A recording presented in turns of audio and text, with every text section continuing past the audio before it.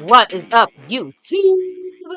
My Cowboys family here, bringing you guys another game day reaction live stream as we watch our Dallas Cowboys face off against the Carolina Panthers.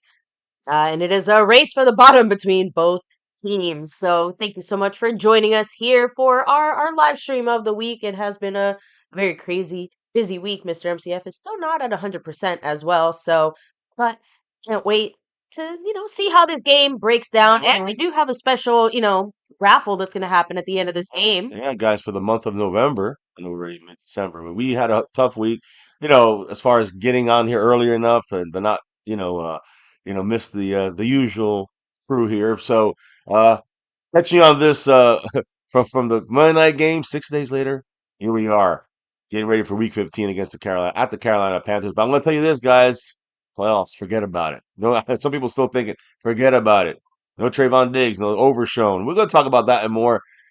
This is for we're playing for a draft pick Yeah. with the Panthers. So the loser is actually the winner. Hey, we'll talk about this and more, baby. Why don't you do the intros of the people that need to get shouted out? Like the man who's been dominating for over a month, basically, Mr. John Luna. What is he representing 4 weeks in a row? Thank you so much, Mr. Luna. Not just our sponsor of the week, not just our membership gifting champion, also a stream boss, bossing that stream around with 54 points. And hey, you have to give a shout out to the queen of the Cash App, Pat Pfeiffer. Yeah. Thank you so much, Pat, for representing there. So queenly. Yeah, the queen, the Cash App queen, 3 weeks in a row. Pat Pfeiffer 2 weeks ago. Last week, Mary Alvarez. Back to Pat Pfeiffer. Big shout outs to you guys. Now, again, a brand new week. There could be leaders. There could be things like this. There is a leader. John Luna is currently in first place on the overall board, trying to go for a fifth straight week. But again, this is going to go into next week. So next Yes. Sunday we'll be crowning some champion. But hey, this is the first stream of the week, basically. So good luck to all. I also have on that list there, you see Alvin Richard in second place and Tammy Soltis in third. That's a kickoff a brand new week. There is no gifting leader right now. There is no Cash App King or Queen leader right now. We'll see how today kicks off. That's right. So, and of course, as we get rolling here, there's a few different ways you can show the love here on the MCF side of things. You do have, of course, a super chat, the thanks button, gifted memberships, and all that. But there's a few other ways as well. You have the Cash App, of course, money sign My Cowboys Family, the Venmo at My-Cowboys-Family. You have your regular PayPal link, and of course, that Streamlabs link, and lets your comment show up on screen just like a super chat. That's right. That's right. And, always a lot of things going on here. As you can see, we already started the goal for today, next 3 hours of this game. Guys, if every $5 in the super chat that you drop or higher goes towards the goal. And as we described, the more people in the goal, the more chances you get to get into the big raffle we have for December. Now, for the month of December, which will be sometime in January. Like, we'll show you what we're talking about as Jet Li kicks it off tonight. Rocking and rolling, Mr. Jet Li 44. Much love to you with his $5 holler. You know what he said? I'm on it. I'll get the party started. So go Cowboys, get that win and not goof it off like last game. Go Cowboys and get this win today. If we get the win, though, we kind of lose, Jet Li. That's the thing. Listen, I want to see the Star always do good. So I'm going to enjoy this and hope we win. But if we win today is no injuries. That to me is winning. No injury, because every guy we get injured now, any major injuries, they're out for next year. Yeah. Keep that in mind. So much love to Jet Li. It's almost like preseason. Injuries and draft picks. I don't remember preseason hurting this much. That's true. But injuries, draft picks, and then, I don't know. I mean, just get out of there safely. I don't know. Just I hope for the best for the Cowboys. Now, as you can see here, there is the monthly jersey raffle, which we are doing today for the month of December. We'll do that sometime today with a halftime or maybe towards the end of the game. I don't know. We'll see what happens. But our level gets one entry. Over everything gets 2 entries. And then we have a bunch of winners for the month. Well, we have a winner for the month for the weekly champion, I guess. And that's John Luna. Basically, he's got a lot of chances to win this week. Plus, we also have our goal raffle that we did. And we have 4 fantastic names that were added to that, like John Luna. We had Skeptical Fan in the mix this time around. Let me see. We had I know. I think Eddie Pulido is also and in I there. think Calvin Richard was the other. Yep. So good luck to everybody when we do that raffle today. Weekly winners and that bonus raffle. That's right. Entry, which again, we're stacking some names from last week. We're gonna hopefully stack some this week. Only if we hit that goal. And right now, Jet Li made it 1 out of 20.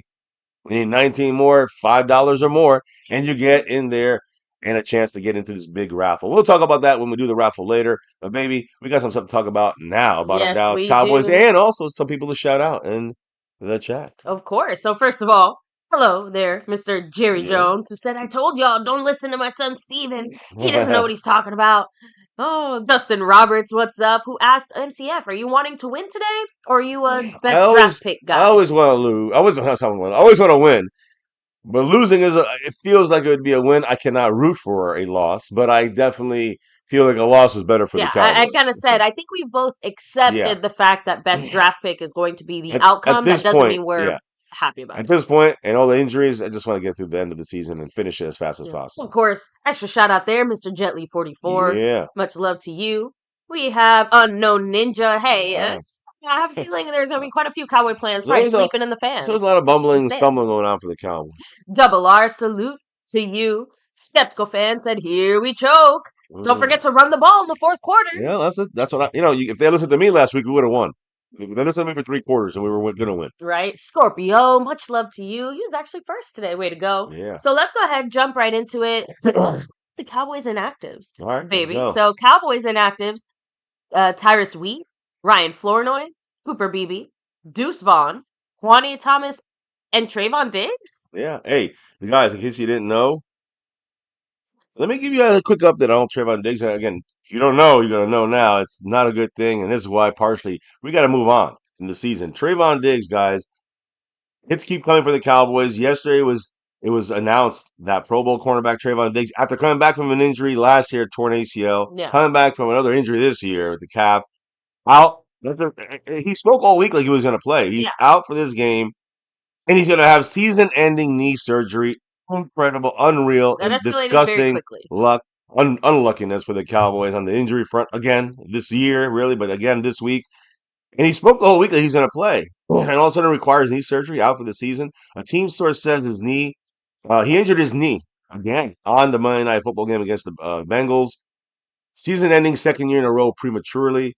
He played all 71 defensive snaps against the Bengals on Monday night. Yeah. And he marked his return from a 2-game absence because of a knee calf issue. But at some point in that game against the Bengals, he hurt his knee. Which now they just said, you know what?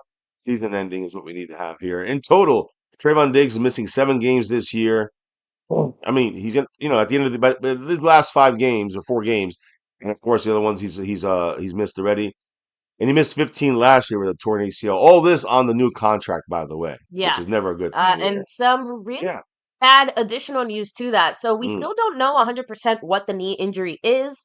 No one has quite reported exactly what it is, and it sounds like the reason why there's some controversy, guys. Clarence Hill said, I can tell you the Cowboys were not happy with the way that Trayvon attacked his rehab.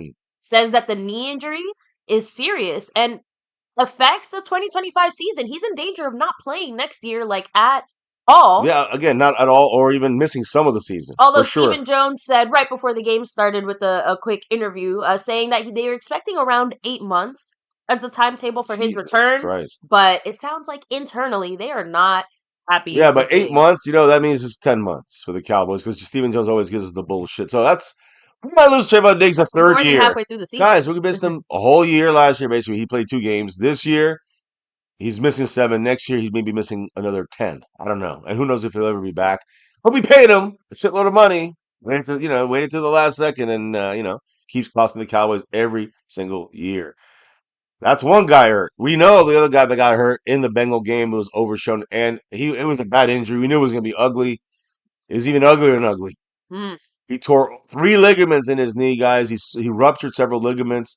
It's basically considered worse than an torn ACL. Yeah.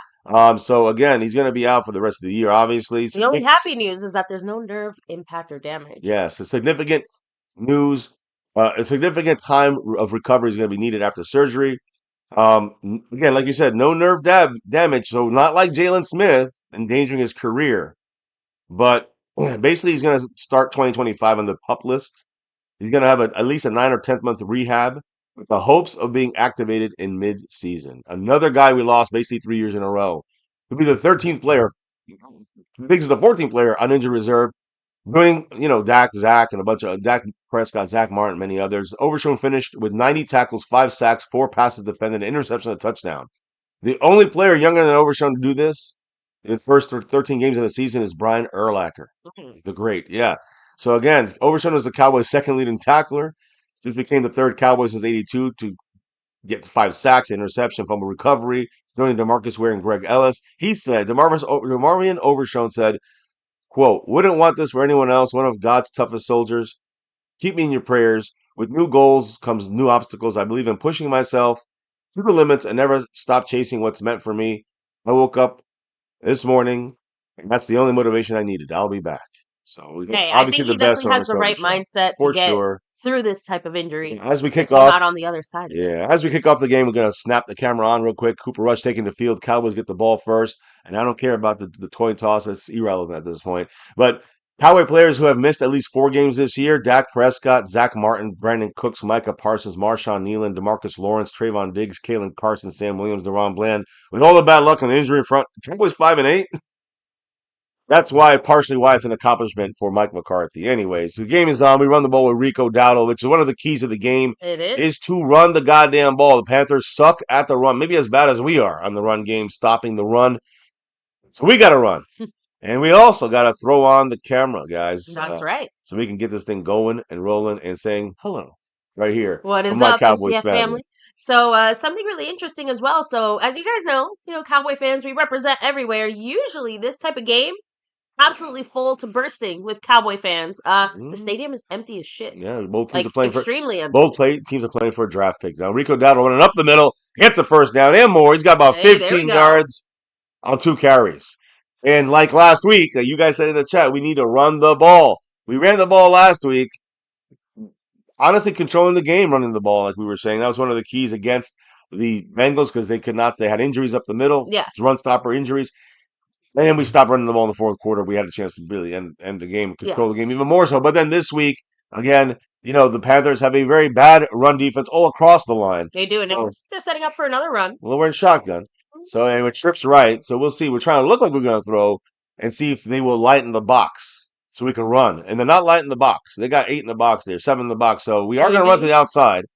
But there's always they packed the box up for the run. They didn't get fooled by the formation and having trip receivers, 11 personnel. So it looks like we're going to throw the ball. This is probably the most creative run game we're going to see all season from McCarthy. So I guess we better enjoy it while we can. So Marcus Kersey, what's up? By the way, guys, something else not as impactful as a Trayvon injury, but Kalen Carson also had season-ending surgery. We knew that. I know we kind of knew that too, but it's just more again, it adds to what the heck are we going to do about our secondary next year?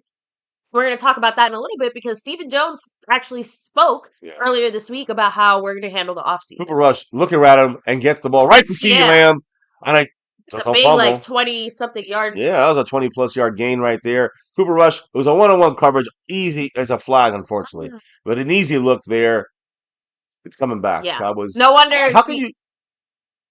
So it false started. Unbelievable. I'm fucking weird. I see. For a second, I was going to say, I'm like, that was the most lackluster big down celebration I've ever seen from CeeDee because he just kind of got up and went. Yeah. Now, what was it?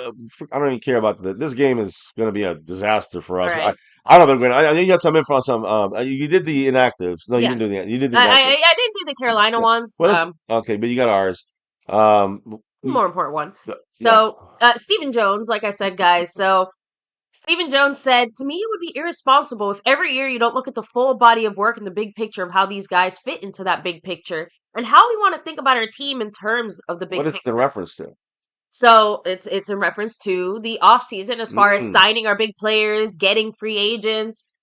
Let's watch this play here real quick. Cooper Rush with the little CeeDee Lamb there. Receiver screen. He gets about a second and 12. It's like 5 yards. More than that. But it's probably like a 3rd and 5 or something, 3rd and 6. So there you go. Yeah. There you go. So he said, I think it's a balancing act you always have to look at, especially when your good players get hurt and aren't on the field. It magnifies the issues you have if you lose guys like Dak. Diggs misses games. Zach Martin misses games. You're going to say, God, are we smart having this much money tied in the top 5 to 10 players? No, they're doubting the fact that we even got Dak now. Oh, now they want to doubt it. The point is also that... just wait till I say what's next. Yeah. After I can't wait to hear what they're planning down. on doing next season. Again, No, we're it in sounds that like the same. They're we're in blitzing. that Brandon Aubrey. Oh They're fuck. blitzing Cooper Rush, which he can't move.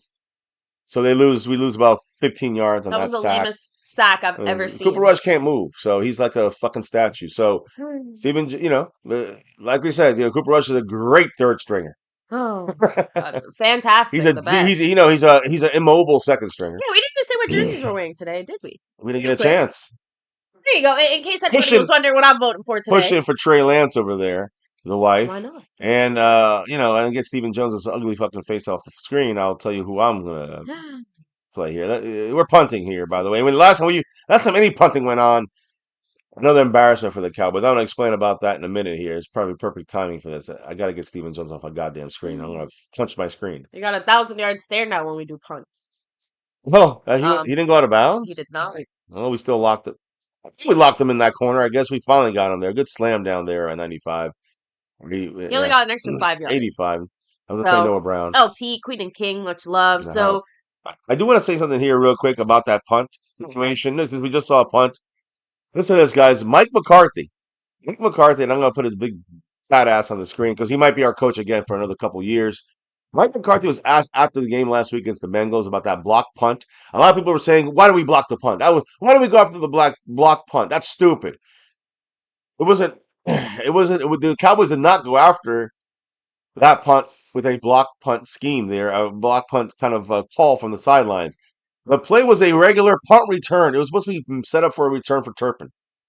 But Nick Vigil, number 41, who blocked the punt, his guy just let him go right by him, whipped by him. So of course you're going to try to block the punt. Nick Vigil did the great thing there in blocking the punt. That's no fault on that, and big shout out to him. But of course, and that's what I want to show you. Number 27. I don't even know how to say his name. Owurwaki, whatever his name is. I thought it was Oruwiwe. Whatever his name is. Oh something. Oh shit! Because he touched the ball last week and cost us the game. So on that blocked punt, in the last 10 years in the NFL, only 2 times has a partially blocked punt that traveled less than 20 yards was touched by the receiving team. Everybody knows to get away from the ball when it's a short punt. You don't want to return it because you get the ball 20 yards down the field. That's a great job for the return team. Both of these times in 10 years, both of them happened in AT&T Stadium. Both of them happened to us. It happened against the Bengals, of course. Tear down the whole stadium. And the Broncos game. Back when we started that big Kellen Moore kind of getting figured out game. We blocked the punt, touched it literally on the line of scrimmage, and then they recovered and got a first down. And that continued their drive and continued to kick our ass. It really ended our season. If you really look at that point on, they figured us out in Kellen Moore's offense. Because of this big mistake, Mike McCarthy taking some heat. Even after all that, there's, Jerry Jones loves those McCarthy, right? But there's rumors out there. This is from the Star Access, so take it with a grain of salt. Supposedly, former Tennessee Titan head coach Mike Vrabel is internally maybe being seen as a possible prime coaching candidate in the upcoming coaching cycle in the offseason. So the Cowboys, along with the Vegas Raiders, are the supposedly two teams looking to maybe looking for experienced coaches if they move on from their coach. But if you can see here, the Cowboys at home this year, we're on the road at home after that loss against the Bengals. 6 losses at home already at home with like 2 games left at home. Yeah. Most since 2015. 7 straight games allowing 20 points, which is the longest active streak at home, and 17 turnovers at home for the Cowboys. That's the most in the NFL. We also allowed 433 total yards against the Bengals. It's tied for the second most of allowing 430 yards in a single season in franchise history. Not good for the Cowboys. As our re-banged up defense takes the goddamn field. Okay. I'm sorry. I just want to get some of those unfortunate things done there for this. All good. First of all, thank you so much, John Luna. Yes. Himself. Big shout out. He's been running it for 5 weeks. Yeah, he's hitting that goal again, saying ring, ring. Thank you, Jetly44, getting things started for the bullseye goal. Thank you, brother. Much love. Appreciate you, John Luna. And Jetly44 said, Hold up. You're welcome. With a $1.83 Go Cowboys follower. Much love. Thank you so much, Jet Li. Thank you so much, John Luna. You go ahead and add that to the board. I'm going to finish the Stephen Jones point here right after this play. This play here. Big shout out. But that doesn't hit the goal, Jet Li, but we do add you to the totals here. Bryce Young has all the time in the world, which is one of the things where easy first down on the throw and Chuba Hubbard, I think. It doesn't matter. There's no pressure. I don't know. I don't even see where Micah was in that play. I don't think he was in that play. Horrible. So far, horrible across the board for the Cowboys. Cowboys don't even look like You have to ready. remember They that don't look like they with the care. Overshown injury, it was stated earlier this week that Micah would actually be playing more linebacker now. Like, Okay. we have Yeah. no I have choice. no idea. I've been out of it. Am I the only one that's starting to feel like this is a Harry Potter-esque curse at the linebacker position? Like the same way that they cursed the defense against the dark arts position so that no one could stay the teacher more than a year? It's Bryce like Young play action, rolls left, runs, and gets 4 4 yards. yards? Yeah. Runs into some Cowboy coaching staff there on the sideline. Why not? Knock a couple of them out. Let me go ahead and shout out, by the way, because I Jet did Li see another again. Jet Li drop. Thank you so much, $1.59, saying go Cowboys holler. So what exactly does go Cowboys mean in a context like this? We kind of said it. For us, that means no injuries. We have basically accepted that the tank is happening, whether we want it Let's to not call or it a not. tank. It's not a tank. Because the season's over. And the Cowboys losing would actually be beneficial. That's all. Nobody's in a tank. I hate when we say that word. Anybody says the word tank. Yeah, they add quotations to it. I know, but just... people take it the wrong way. No matter how many quotations we put. A receiver screen, by the way, for a 2-yard gain. Now it's third and four. I thought it was Wilson. Yeah. Yeah, 3rd and 4. Donovan Wilson with the stop there. But yeah, I mean, I don't know. I know. I was in the middle of something there. Yeah. So William Bernie shout out said we're kind of in a weird spot. Probably some fans still want to win and some fans want to lose. Like I feel like that we're kind of stuck between that because we always want our Cowboys to win. It doesn't matter how bad the season is, how bad everything is going. We always want to see our Cowboys win. But like you said, we're not ignorant to the fact that the realistic thing that would help this team would be a better draft pick for next year. And that's the hard part. Look, I hope this star looks good out there. Right now, we're not looking good. But that's the way it's been all season. 35 here. Micah got literally stuck. Oh my gosh. Micah didn't even move. That's twice in a row. Micah has not been able to. I mean, he's just been blocked like a regular. He looks like a regular player. Can you blame Micah for being checked out at this point? Yes, because he's got to play hard. And he played his ass off last week, but he didn't even do anything there. Number 50, what who's that big motherfucker who's just stuck Micah where he stood? Now talk to Sully asking here real quick. Can anyone name a legendary Cowboys linebacker? No, because they all got hurt before they even got the chance to sniff the fart of legendary. I can, but yeah, legendary. There's I didn't think he meant like more recent times. Yeah, more recent times than Sean Lee, but he's injured. He's like DeMarvin Overshown, and then we have to me. I mean, you got the Taylor Smith thing didn't work out. Nerve injury there. Overshown luckily avoided that, but you go back to like again, go ahead, Hollywood Henderson, and for me, for the Cowboys, I know we had Ken Norton Jr. in the Super Bowl years, kind of running in the middle, but he wasn't a legendary guy. He's just a known guy. Hollywood Henderson, a little more legendary, but not like Dick Butkus or anything like this, right? I say Dick Butkus. I mean, he played linebacker, but so we've had some quality linebackers, but not a legendary linebacker, so to speak. I mean, I guess Micah. I mean, he's technically a linebacker, but we know he's playing edge most of the time. He's maybe our best linebacker we ever had. I know. And there's a flag at least. Probably on us. Over the line, they're in neutral zone. I can see it being on us because Micah was moving around, and I don't know. Hey, look who's out there in the field. That big first down there for 15, 20 yards was caught on him. You know why he's on that field? We don't have offside. This guy, number 27, offside. He's a fucking cornerback. How can you be? How are you offside? Because he's fucking crap. He's trash. Jimmy Johnson, we would never be in that situation. No one would have even touched that ball if we had Jimmy Johnson, a coach like that. But Jimmy Johnson, if this happened, this guy don't see them. He don't even see. He don't get on a plane. He's walking home, and that's what I would do. I would do that. I don't give a fuck if they find me. I'd let him walk home, and he misses the team bus. He's off the team. Literally, the moment that this game ends, that the last game ended. We have a culture. Don't get it. We have a culture in Dallas of forgiveness, and that's bullshit. It didn't work for 29 years. Forget nice, woke forgiveness. How about wake the fuck up? Let me hit the comments real quick because you guys are asking. So William Bernie said, Ken Norton Jr. Maybe I don't know if he was a legend, but he was memorable to me. Yeah. Right. Emerald Clues said, "What's up?" DeMarcus Ware was a linebacker, defensive end, wasn't he? But he was used as similar to Micah. Yeah. I don't think you can really count him in the linebacker. He never played linebacker as like a off ball linebacker. He played a couple. He would drop back in coverage once in a while. Hide your defensive scheme with a little bit. There's an easy first down for them. Chuba Hubbard on a throw. They're moving down the field. The culture we have is fucking pussy. LT said Sean Lee, but y'all are too young to remember Dat Win. He was really good. That one was not legendary. Neither was Robert Jones, who also was there with Dak. When we had the undersized linebacking crew, very fast, very good, but not far from legendary. Right now, Micah and Ken Norton and Hollywood Henderson, even more legendary than any of the names, and than any Gatwin and Robert Jones. Like I But said, someone definitely cursed the linebacker position here in Dallas yeah, because we have not not been good. able to do anything there, mainly because of injuries.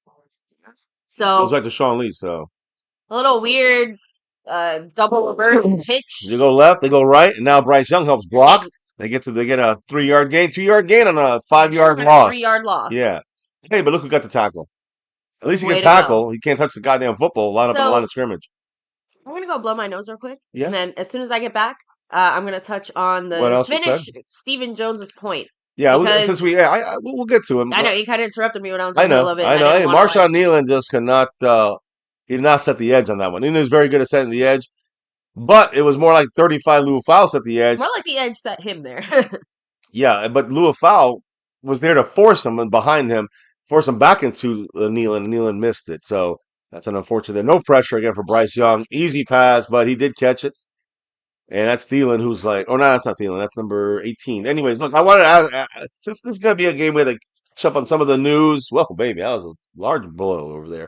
Catch up on some of the news. You're going to see us talking about things, connected to this game the whole time here. But our injury situation, as we said, Zach Martin worked out on Wednesday at the start, even though undergoing that right ankle surgery on Thursday. The surgery went well. He's out for the year. But the update on the procedure, good for Zach Martin. Good news for him, maybe. Not retiring next year, moving on. Dak Prescott, by the way, with his injury out for the year. I'll tell you what he's going to finish as this season. Bryce Young overthrows Chuba Hubbard, makes the catch, though, and he gets another first down. That's what? Their fourth third down conversion. There's under 4 minutes in the first quarter. This game may be over in about an hour.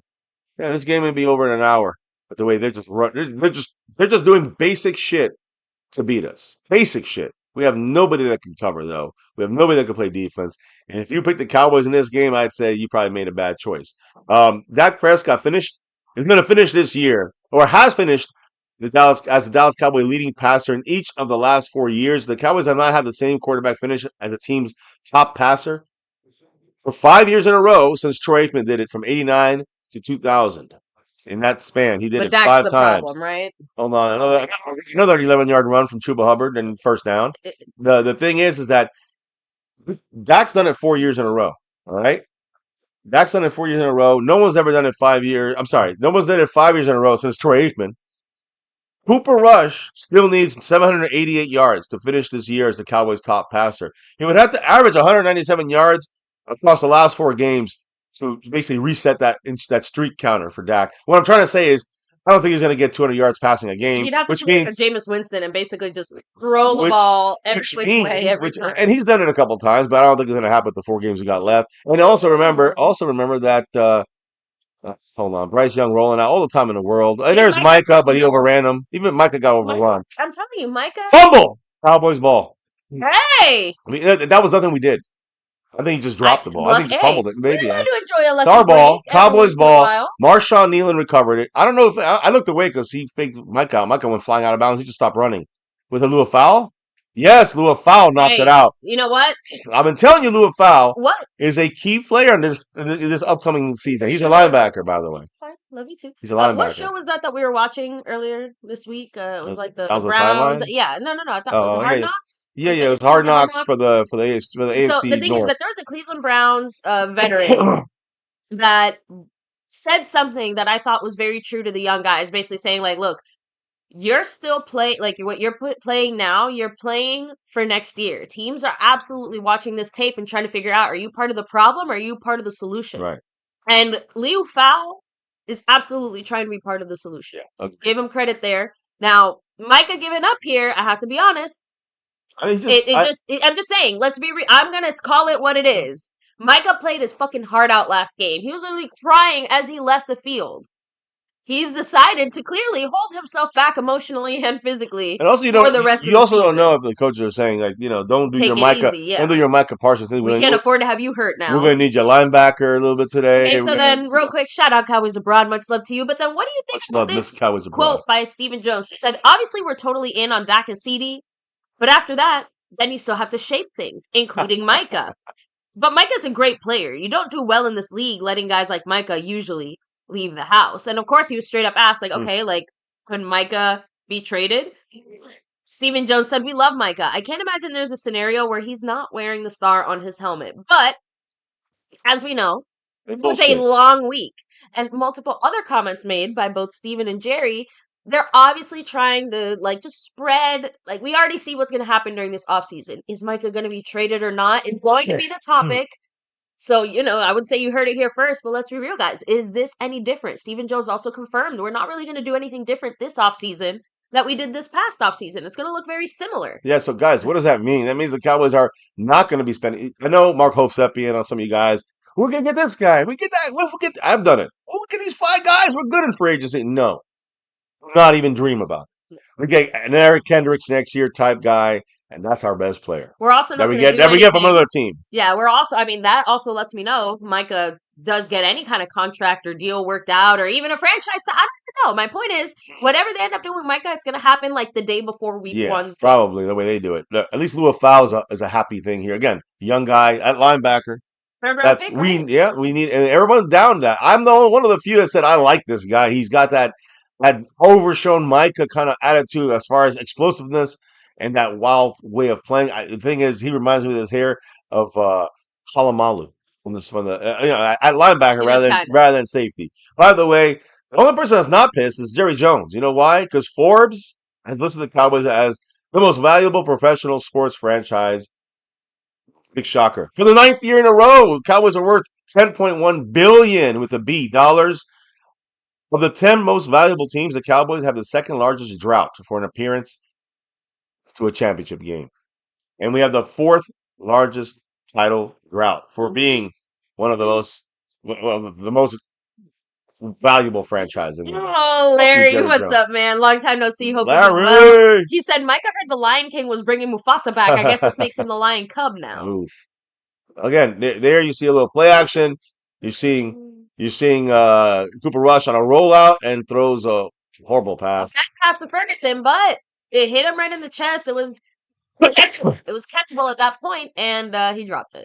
So. It wasn't a good pass, though. Yeah, I said it. Yeah, it was like behind him. It was not a good pass, but it did hit him in the chest, and he had a chance to catch it. Yeah, that's right, the dog. Yeah, you got to call her over here. Asha, come here. Here, beautiful. That sun is blinding me. It's okay. I feel like I'm in the Cowboys stadium looking at the sun. Super rush in a shotgun. 2nd and 10. This time we run a dowdle, and this time on a very slow moving play, he gains nothing. Way to go, McCarthy. I love the play calling. Hey, this is enough to get McCarthy's job back to the Joneses. Yeah, that's the other thing. Throughout this week, it's basically been, I don't want to say confirmed because nothing's confirmed, but heavily implied that McCarthy will be here next year. So how do we all feel about that? You know the answer. And I would love to hear from Marco Sepian because he said if we have a season like this, we're getting rid of McCarthy. And I agree.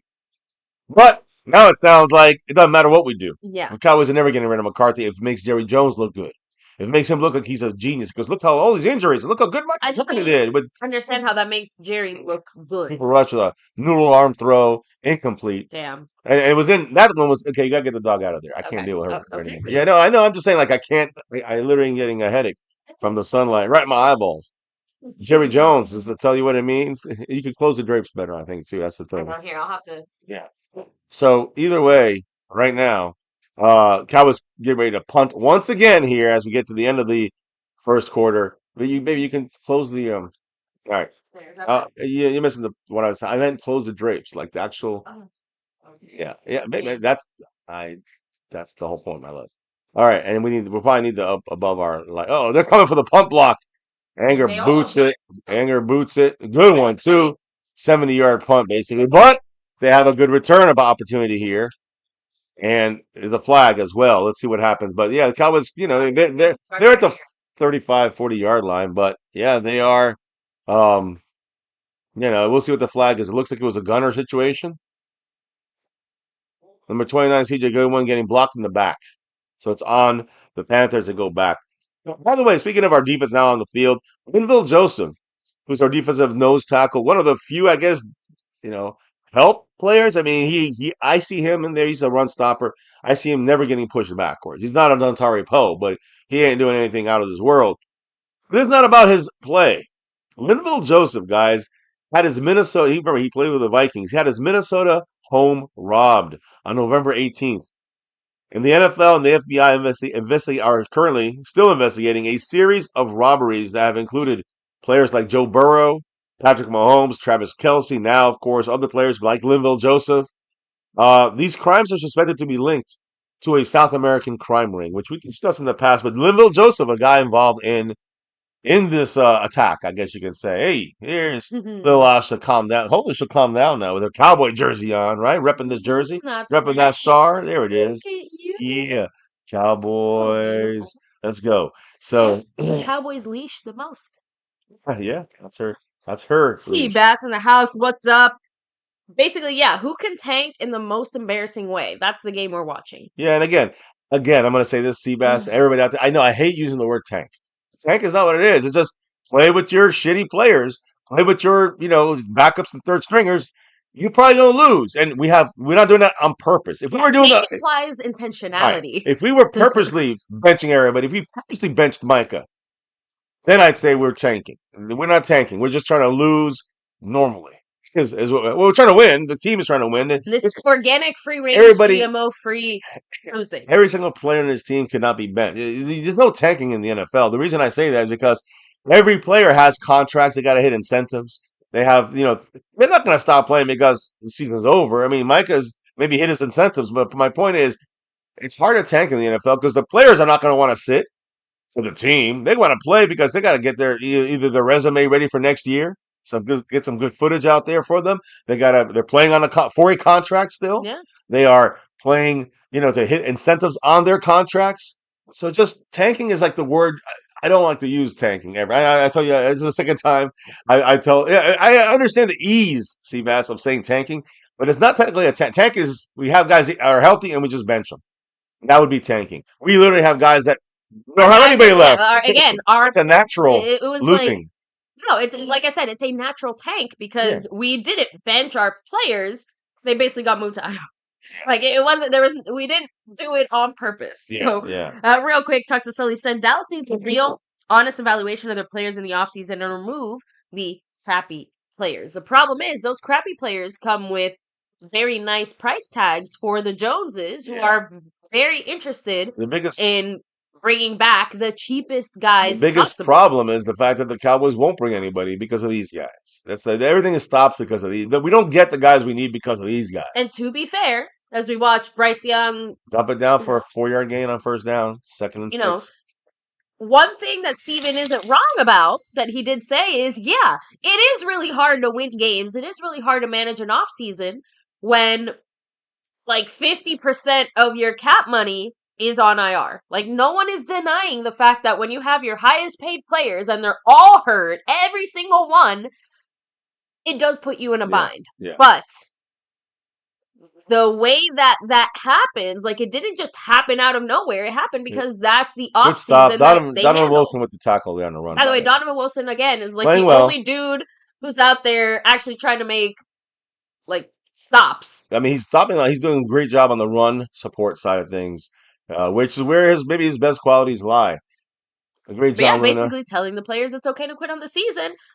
That does kind of equal tanking. Cowboys abroad, but like I said, tanking implies intentionality. Yep. Like this is just nature taking its course, I guess. Thank you so much, by the way, John Luna, shouting out Mr. Seabass in the chat, saying good to see you. Give this one to my boy LT, and hey, my friend is doing well, cussing like a sailor and complaining. Right. So glad to hear that. Yes. I hope he's not a Cowboy fan because I feel like that would cause him to cuss and complain quite a bit more.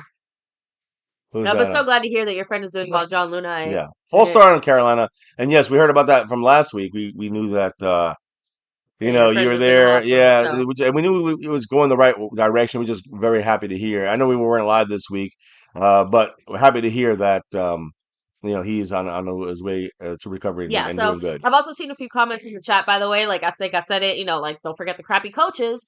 Saw an earlier comment, too. I can't remember who it was, but shout out to you, who said, hey, so I think it was Azteca, too. Like, he's like, what about our strength and conditioning coaches? Yeah, I mean a lot of So it's okay. injuries. I'll get little G Yeah, we're gonna have on to the get rid case. of this dog out of She just here. wants to stare I outside. know, but I can't. I can't do it. LT kind of laughed. He's like, "The season's going so bad, you're mad at the Cowboy sunlight." Yeah, I mean this is basically Cowboys a tipped pass on the line of scrimmage, and O'Rourke Incomplete. was out That's there. I it. think it was a little foul Right was here. in a part of that blitz. Yeah, Yeah. While uh, they punt, I'll go ahead and yeah, bring the and again, ball. this is like I'm in fucking. I'm CeeDee Lamb trying to catch the ball in the end zone in the sun with his fucking dog. I mean, it's like life imitates art imitates life, I should say, in this situation. Now, um, end of the first quarter, so I'm gonna switch that over. I got the leaderboard updated. We have nobody on the gifting side of things, by the way. We have nobody on the Cash App side of things for this week, by the way. So just shout, but we do have John Luna in first place, Calvin Richard in second. Third place is Jet Li, and fourth place is Tammy Sortis. Thank you guys. Big shout outs to all of you. And again, big shout outs to John Luna and Jet Li. We have 3 out of the 20 hits kicks check marks on the gold leaderboard, I guess, the gold board, with, of course, John Luna getting one for himself, one going to Jet Li for himself, and then the other John Luna going to LT. Now, remember, all these names, and I'm going to go by also last week's names, which we did hit so far for the month of December. I got all the names written down and everything. I'm going to put you guys at the end of the month, every time, only when we hit the goal. So let's say we're at 19 out of 20, no one gets a raffle chance to get into the big raffle. So, if we get, there you go. We got 4 right there. 4 out of our 20. For John Luna hitting another one, and he dropped that 5 on it. We'll get that in a minute. I also see a 5 on it from Jet Li in the Cash App, which means Jet Li's our leader in the Cash App, and he's second place on the overall board. So I'll update that as you hit up John Luna's. Did you have 2 comments? No. No, I think his comment, the other one was from earlier. Okay, I wasn't And sure. I shouted that one out. Oh, yeah, The sea bass one? yeah. Yeah. Sorry. So Okay, so yeah, what does this one say for Mr. he John said, Luna? well, give this drop to Seabass for a There chance you to get go. that jersey. I love y'all's channel. Y'all are the best Cowboy fans I know. Man, Thank you so much, Mr. that Luna. means a lot. Thank you. Especially It because I know does. you're out in the Houston Texas country, area. yeah. So yeah. So yeah, I mean, appreciate you, brother. And hey, you're one of the coolest Houston Texan fans we've ever met. 'Cause we usually meet crappy ones here, so you Unfortunately. are one of the one of the shining lights of the Houston Texans. And I hear if they win today, they win the division. I think is that right? Maybe. Update me there, John Luna. I'd like to know about that. So since you guys have brought it up so many times. Oh, by the way, I never shout out to I know shout starring over everything level the lunatic John Luna. Thank you guys. Okay, got it. The 2 legends. But real quick, guys. So again, we are not tanking. We're not rooting for a tank. No, we But don't do that here. how exactly does Dallas officially get eliminated from playoff contention? Because today is very likely that the final nail in the coffin. Like, I know. In there's a our 1% chance. in our eyes, we're out already. If we had one last week, we would have a 2% Yes, chance. but We have 1% chance So because we lost. if we lose and Washington wins or ties, Which they're winning. or if we somehow tie this game and then Washington wins. Yeah, I mean we're out, guys. We're out. If Washington wins one more game or we lose one more game, it's over. I just So, want to make it yeah, I clear know. how that happens But today. we're out. I'm telling you now, we are out. I No, I'm telling you, here's Turpin. Here's one guy's not out. Blocking the back, by the way. Even if he goes, he might go all the way. His own motherfucking guy knocked him down. And there's a flag. I said blocking the back. Yeah. Brooks knocked him down, blocking for him. We had 4 guys blocking, and we got taken. And that's what I was going to say before the dog went all cuckoo.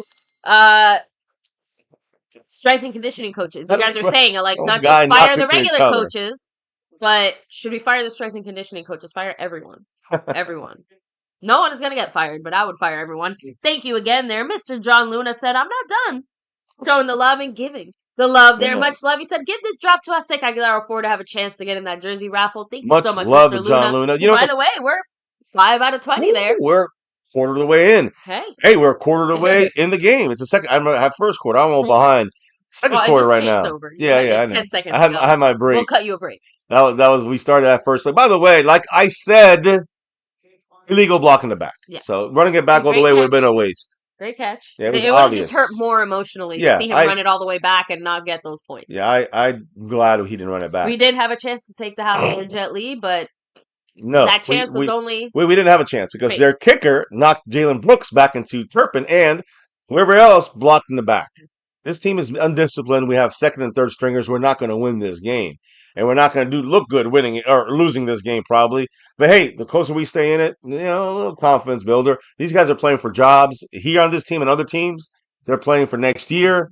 They're not playing for this year. They're playing to look as good as possible this year for themselves individually. It's not about team anymore, in my opinion. For these players in their minds, they're playing to try to. I need to go here next year. I need to try to stay on this team next year. I don't want to get cut. You know what I'm saying? That's what these guys are thinking. I got to put this good. Are you part of the problem or are you part of the solution? Exactly. I got to put I good. love that quote. I got to put good stuff on film. Every single guy. You see Jalen Brooks getting blocked into his own guy. You see guys get penalties blocked in the back. Number 27 offside.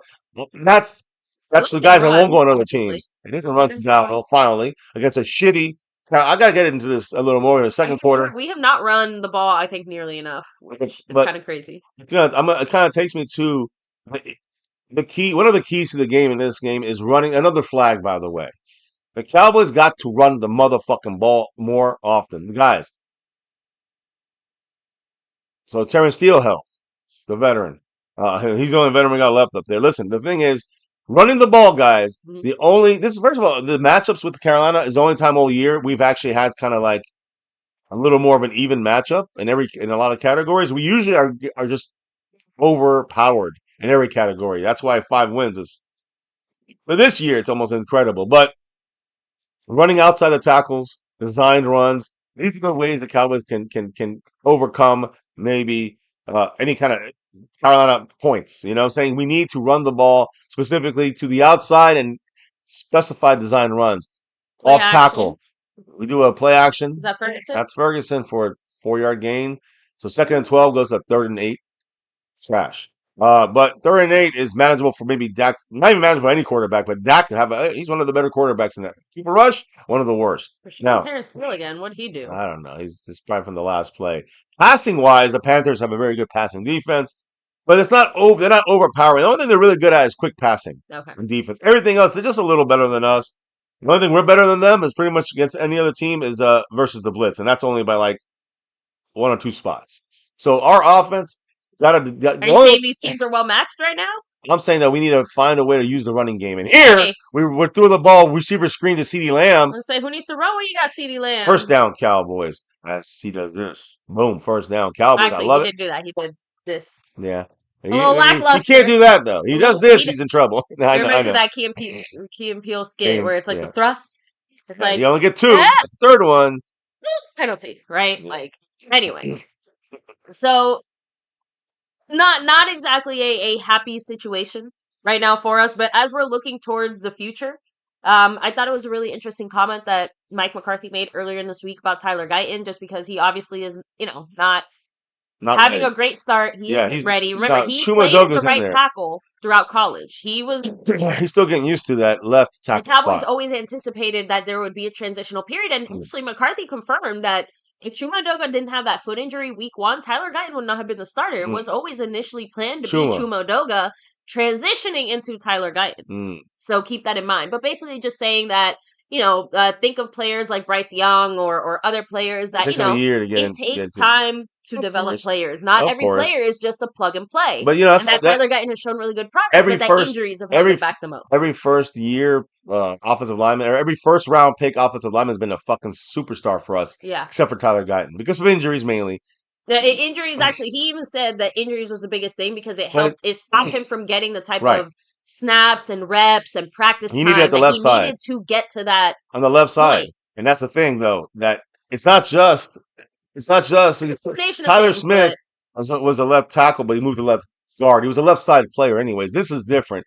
It takes a little longer, so it's a little harder for someone like Guyton to get into natural instinctive movements. He literally has to flip them. Right? He still has to learn the playbook. He has to pick up the speed of the NFL. It's a lot. And like we said, on top of that, basically just constantly injured from like preseason on. Yeah, with everything delayed his nothing major, but enough little things. Oh, CeeDee Lamb wide open. Go CeeDee. All right, we're inside the 20, guys. We're driving. Nice. I hate to say this, but I do love to see it. I love the fact that we have hardcore veterans on this team that are saying, I don't give a shit how bad this team is. I actually really like Cowboys Abroad earlier. I like CeeDee Lamb showing that he's a leader on this team, at least. Well, Cowboys Abroad earlier, I really like this comment. He said, just play our best ball with the conditions we have, and if we lose and get eliminated, so be it. Like, listen, we're eliminated. Cowboys Abroad. We're eliminated. Officially, yeah, I guess. But we're eliminated. It's just about showing who's the leaders.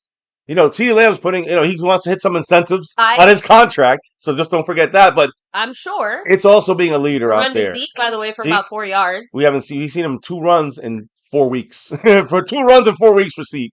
It just shows you what a bad pickup that was for the Cowboys. Oh, speaking of bad, by the way, usually this type of storyline would dominate throughout the Cowboys week. Do you remember the Carolina player that we traded for, Mr. Jonathan Mingo? Yeah, isn't he active? Sorry? Is he inactive today? No, no, he is active, and he's kind of hoping that he has a big performance today. Against his old team, but I don't know if we're going to see any performance by him. I have a couple of other things to say about Overshown. That's not bad news. It's actually good news. So we're going to get a little happy. There's Zeke, can't move. I mean, Rico Dowdle is so much better. Even though he slid for 3 yards, Rico Dowdle is so much better than Zeke. We made the,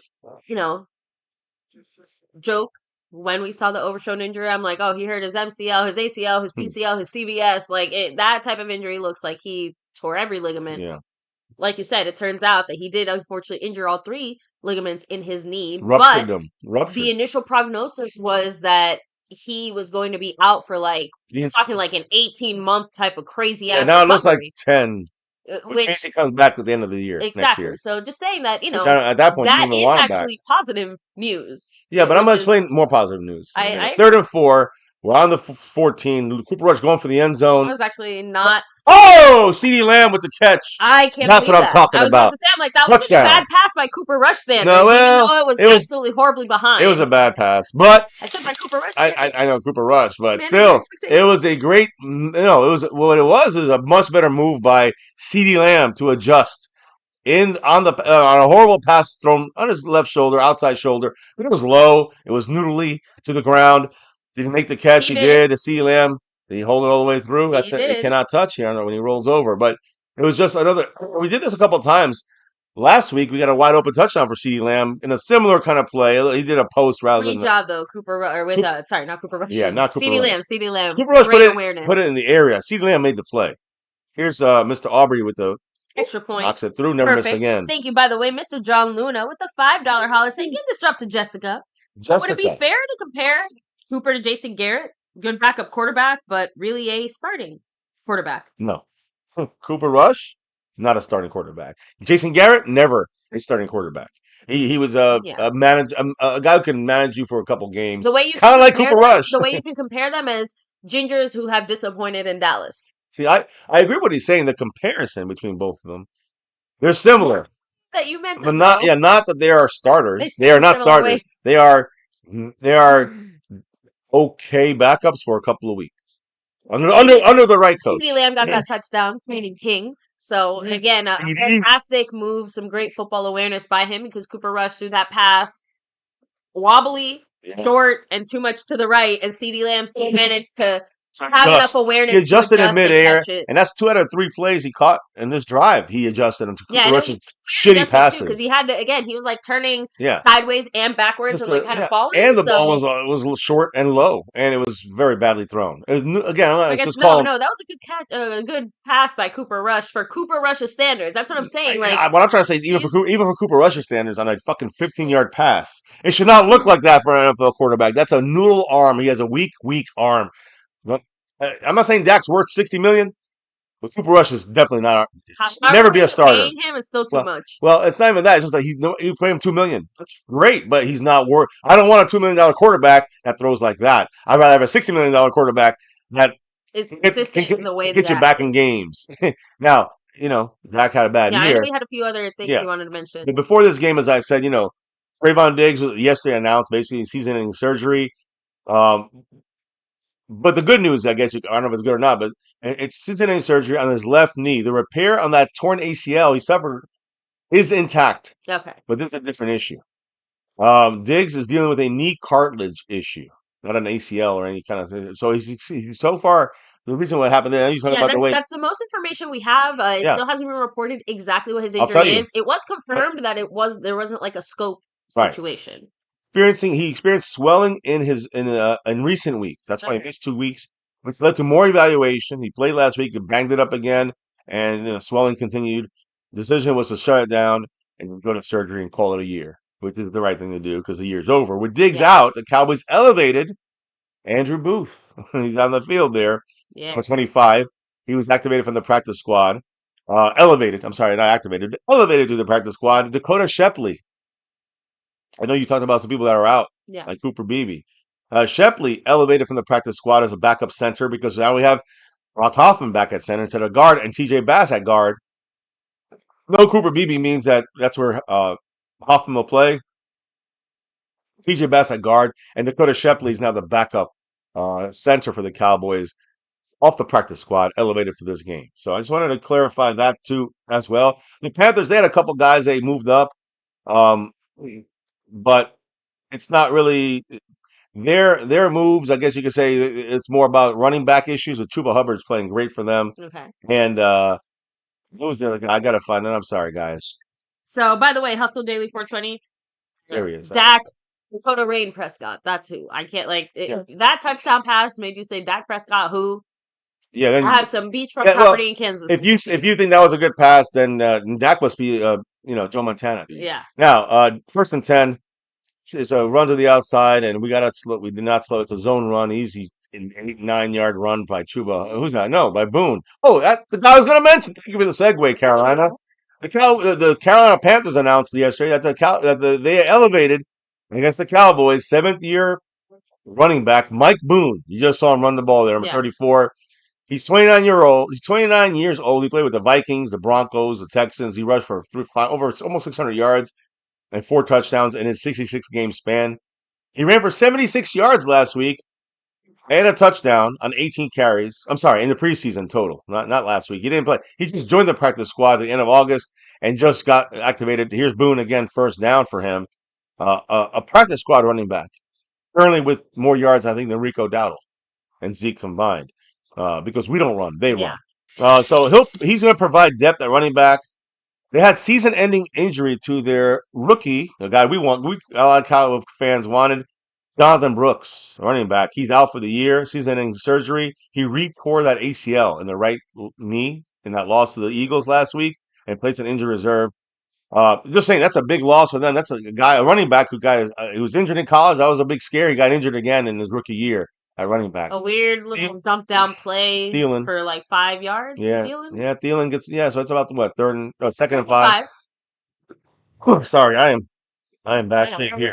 We're still in recovery mode. Yeah, that's why we had to skip some streams this week. The Panthers also elevated on defense Jacoby Widman and downgraded their another running back and return specialist Raheem Blackshear, who's out with a chest injury. So that's why you saw those moves. That's why you see Boone doing his thing. Quick injury update. Chuma Doga is questionable to return with an ankle injury. Tyler Guyton is finishing out in his place. So we'll read your comment in a second, John Luna. As we just talked about that situation. Nice tackle there. Who is that? Hey, Mozzie Smith doing a good job there, though he cost a couple of our... he cost us Overshown. And while I do agree with you, Mr. Sully, CeeDee Lamb is still the third NFL wide receiver. Is still only the third NFL wide receiver to get 1K yards a season, and will very likely be named an All-Pro for our Cowboys. He's not Michael Irving.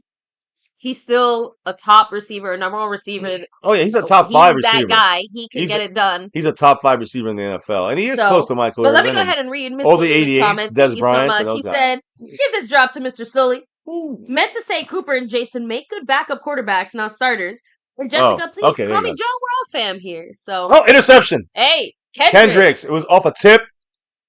So here's what happened. Hey, we're on the I wanted to say this. It was a 3rd down and 3. Bryce Young threw the ball. It looked like it was tipped up in the air. I think a little foul. And then I'm going to show the replay now. See who tipped it. No, Jordan Lewis. Great job on Thielen. Knocked the ball up in the air. Kendricks with the interception. Again, the only thing good about our team still, even with all the injuries, is our defense. And that is after we lost Trayvon Diggs, after we lost Overshown for this game and for the rest of the season.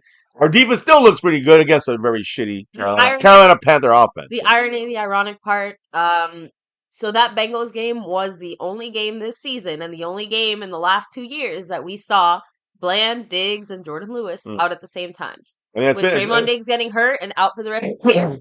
That means that the soonest we might possibly maybe see them again is next year, at the and that end, obviously at the has end a of big the season. asterisk Yeah, well, I mean, because we don't even know middle, if Jordan Lewis is going to be back. We don't even right. know when exactly Trayvon is going to be back. We don't even know if Deron Bland is going to be available by the time we get to that point. Yeah, And he might get hurt too. may injured in the season next year. Not wish and Right. knock on wood, Yeah, not wishing thank you. injury on Thank you. anyone, but Not gonna lie. just saying that that is kind of par for the course here when it comes to having all our starting corners out there. So, so let me read a few comments here. Well, yeah, and let me see. So Jetly said that call him Micah John. Parsons is out. Is he? So I'm that's what I'm trying to verify now. All I right. saw that Chuma Doga injury update there for a second. So, Man, but yeah, I credit where credit's due. You don't have to I'm be gonna be Michael real. Irving to be an impactful top receiver in the NFL Yeah, nowadays. to me, the Micah Parsons. No, first of all, Michael Irvin. Yeah, I mean, listen, Michael Irvin was a superstar, but he wasn't necessarily the best receiver in the '90s because there were. I do remember there was always, still Jerry Rice coming out of the '80s, the best guy out there. You had other receivers coming up that were right there with Michael Irvin, but Michael Irvin was a top three, guy. I think CLM's a top 5 guy right now, top 3 to 5 guy. So they're in the same range. The difference is no Super Bowls. And that goes at any position, right? Now, I do want to say, and I guess I can go to the Overshown thing real quick since we're talking about injuries. I want to give you a little bit of good news. On top of the good news you already said, baby, about Overshown and the lack of nerve damage, which is fantastic for the Cowboys. Really quickly, guys. No nerve damage in his knee means he's not going to be like Jalen Smith. At least that's the probability there. Because he got hurt in college, nerve damage and foot drop for Jalen Smith. Nothing like that's happening to Overshown, which is great. People are trying to compare injuries. You do not compare the injury to Jalen Smith's injury. Okay. You compare the injury to other guys. Listen to these 3 names: Navarro Bowman, Nick Chubb, and Terrence Steele. And why do I mention these 3 names, including Terrence Steele? Navarro Bowman went to the ground in the NFC Championship game in 2013 with a torn ACL and MCL. And they said he might not ever play again. Hey, Cooper Rush, 1st and 10, a very bad pass. It takes him forever to get there. We're only getting 1 yard to Brevin Spanford, tied in out the backfield. But at the time, they didn't think that Navarro Bowman would play again. And no chance he'd come back to a Pro Bowl, All-Pro level that he was that year before he got injured. He'd go on to miss the entire 2014 season, return in 2015, and about 20 months later was his miss. He missed 20 months. Yeah. He went out there, played in the season opener against the Vikings, and he earned another Pro Bowl and his 4th first-team All-Pro nod that year. That's basically 20 months after that major injury for Navarro Bowman. I'll explain more in a minute. By the way, no confirmation on Micah being out. I haven't seen anything on that. Rico, he's breaking out. And he got 14 yards right there. And the guy has what? 40 yards rushing already? I mean, you just kind of got to keep feeding the ball to Rico Dowdle against a very shitty Carolina defense. Stop run defense. Now, Nick Chubb, you know him, one of the best running backs when he was in Georgia, the Bulldogs, in 2015. And he suffered his catastrophic knee injury of his own in October of that year. He went back to the field in 2016 in Athens and then ran for 222 yards and 2 touchdowns against North Carolina. An 1,100 yard season on the ground, 1,200 yards from scrimmage, and 13 touchdowns. It is. And he gets 5-6 yards. 6 yards. I mean, why would you do anything else? Back to Nick Chubb and this injury right here, Overshown. When he came back from the injury, in 2017, he got signed. He got drafted by the Browns in 28. I'm sorry, in 2017 he had a great season. 2018 he got drafted by the Browns. And he became an All-Pro and 4-time Pro Bowler over the 4 seasons that followed. So, you go to Terrence Steele, who suffered that torn ACL, MCL, and MPFL, December 11th of 2022. Had a bad year last year, but he played every snap. And, 100% of snaps last year for Terrence Steele. Not a great year. This year, a little bit better, especially towards the end of the year. Cooper Rush rolls out, and, oh my God, interception, no? No. Again, it's hurting. He literally he hurt his shoulder. He hurt his right shoulder now. Because Cooper Rush is a cock-sucking whore who can't throw a ball to save his ass. Who loves Cooper Rush? You must be Cowboy haters. What a horrible pass. Horrible pass. I mean, Dak Prescott could do that in his sleep 10 times better. And that's not. And we still need better than that. Can we like? But that's Is Cooper Rush responsible? Cooper Rush, and Mozzie Smith have contributed to like half our team getting injured. Side note: I also saw a few comments. Can the Tolbert experiment be over? Can we officially declare him a bust? No, I don't want to say that. It's just that he got Cooper Rush back there. He had one attempt this week so far. We didn't. It's a delay game. Start. No, delay game. Delay game. Yeah, by Cooper Rush. Cooper Rush is single-handedly fucking fucking us. I guess someone moved. I don't know. Okay. It just doesn't matter. It looked bad. Cooper was trying to rush the play. Everything is off with his team. It was, hey, look, it was Tolbert. You don't get to wear the number 1 and play as shitty as you do. That's it. Call me petty. He's played worse the second half of the year, but I'll say in the last year and the beginning of this year, much better. You know what I'm saying? Much better, much improved. It has a high upside. But I need to see him with Dak Prescott, not with Cooper motherfucking Rush. I need to see him with our starting quarterback, not with our 8th-string quarterback, which it feels like sometimes not to be that person, when I see Cooper Rush throw. Tolbert? Yeah. Oh no, I want to see him. I want to see him because he's going to be our 3rd receiver next year or 2nd receiver next year. High pass. Can't wait. Again, CeeDee Lamb gets hit. Is that a fumble? I don't think so. CeeDee Lamb put the ball up so high, Cooper Rush, that exposes ribs. He almost is going to hurt CD again. Cooper Rush needs to be shot in the head like an old horse. At this point, how many offseason surgeries is CeeDee Lamb going to need besides his AC joint? Listen, Cooper Rush has Actually, it looks like he's going back to medical tent. Yeah, Cooper Rush caused 2 injuries on 2 plays, in a back-to-back plays on CeeDee Lamb. Cooper Rush! Not Dak Prescott, haters. Cooper Rush. Well, setting up for a Brandon Aubrey field goal. The best player on our team, by the way, even though he's not even having a good year. Better than usual, most kickers. This one's a, 50 what yarder? 52. And he knocks it right down the motherfucking middle. Not even the distance never an issue. Right down the middle, not an issue. Cowboys up 10-7 in the second quarter. Let me update the board, baby. I'll update the score. You hit the chat. And Willie Bernie, again, for the haters who still somehow think Cooper Rush is better than Dak. Yeah, you're wrong. He said if Cooper Rush was a starter, a team would have tried to get him from us years ago, but he's been in the league for like 8 years. Yeah. And he's been on our team for like 7 of those 8. Yeah. And guys, Cooper Rush is not a starting quarterback. If you're saying that, you hate Dak. And if you say that, you sound stupid. But yeah, I say Dak's not worth $60 million. I can go with that. But you tell me that Dak is worse than Cooper Rush, you're an idiot. Plain and simple. And that goes for any. I know Little Dallas Cowboy, you're kind of an idiot. I fully back he falls into that in that category. Mr. Resident Ref here talked to Sully. He said if Tolbert's our number 2 wide receiver this year, good grief. Yeah, and that's what right now he's our number 2. There's no Brandon Cooks, so that means it's CD. And all the way down there is Tolbert. And if we're going to take so we draft someone, but how many draft spots we got? made by the Joneses, seriously, when even that feels like a fool's errand. But I feel like this is one of the few things that we can actually take them not so much at their word, but they're straight up telling us we're going to handle this offseason the same way we just did this last one because we don't see a problem with the way that we manage things. And they're also going to say that we pay all this money to these big guys like CD and Dak, so we can't afford it. Again, complete horseshit with a push of a push of a button, basically. On both CeeDee Lamb and Dak Prescott, we get $100 million next year. It's Mr. LT. We get $100 million next year, up to $100 million opening on our cap. If we just and we will do this, but the Joneses won't do it until as late as possible, so they don't look like we have money. So then we can't spend it on free agents. It's the same thing going to happen this offseason. I was asking if LT is here because I saw this again earlier this week.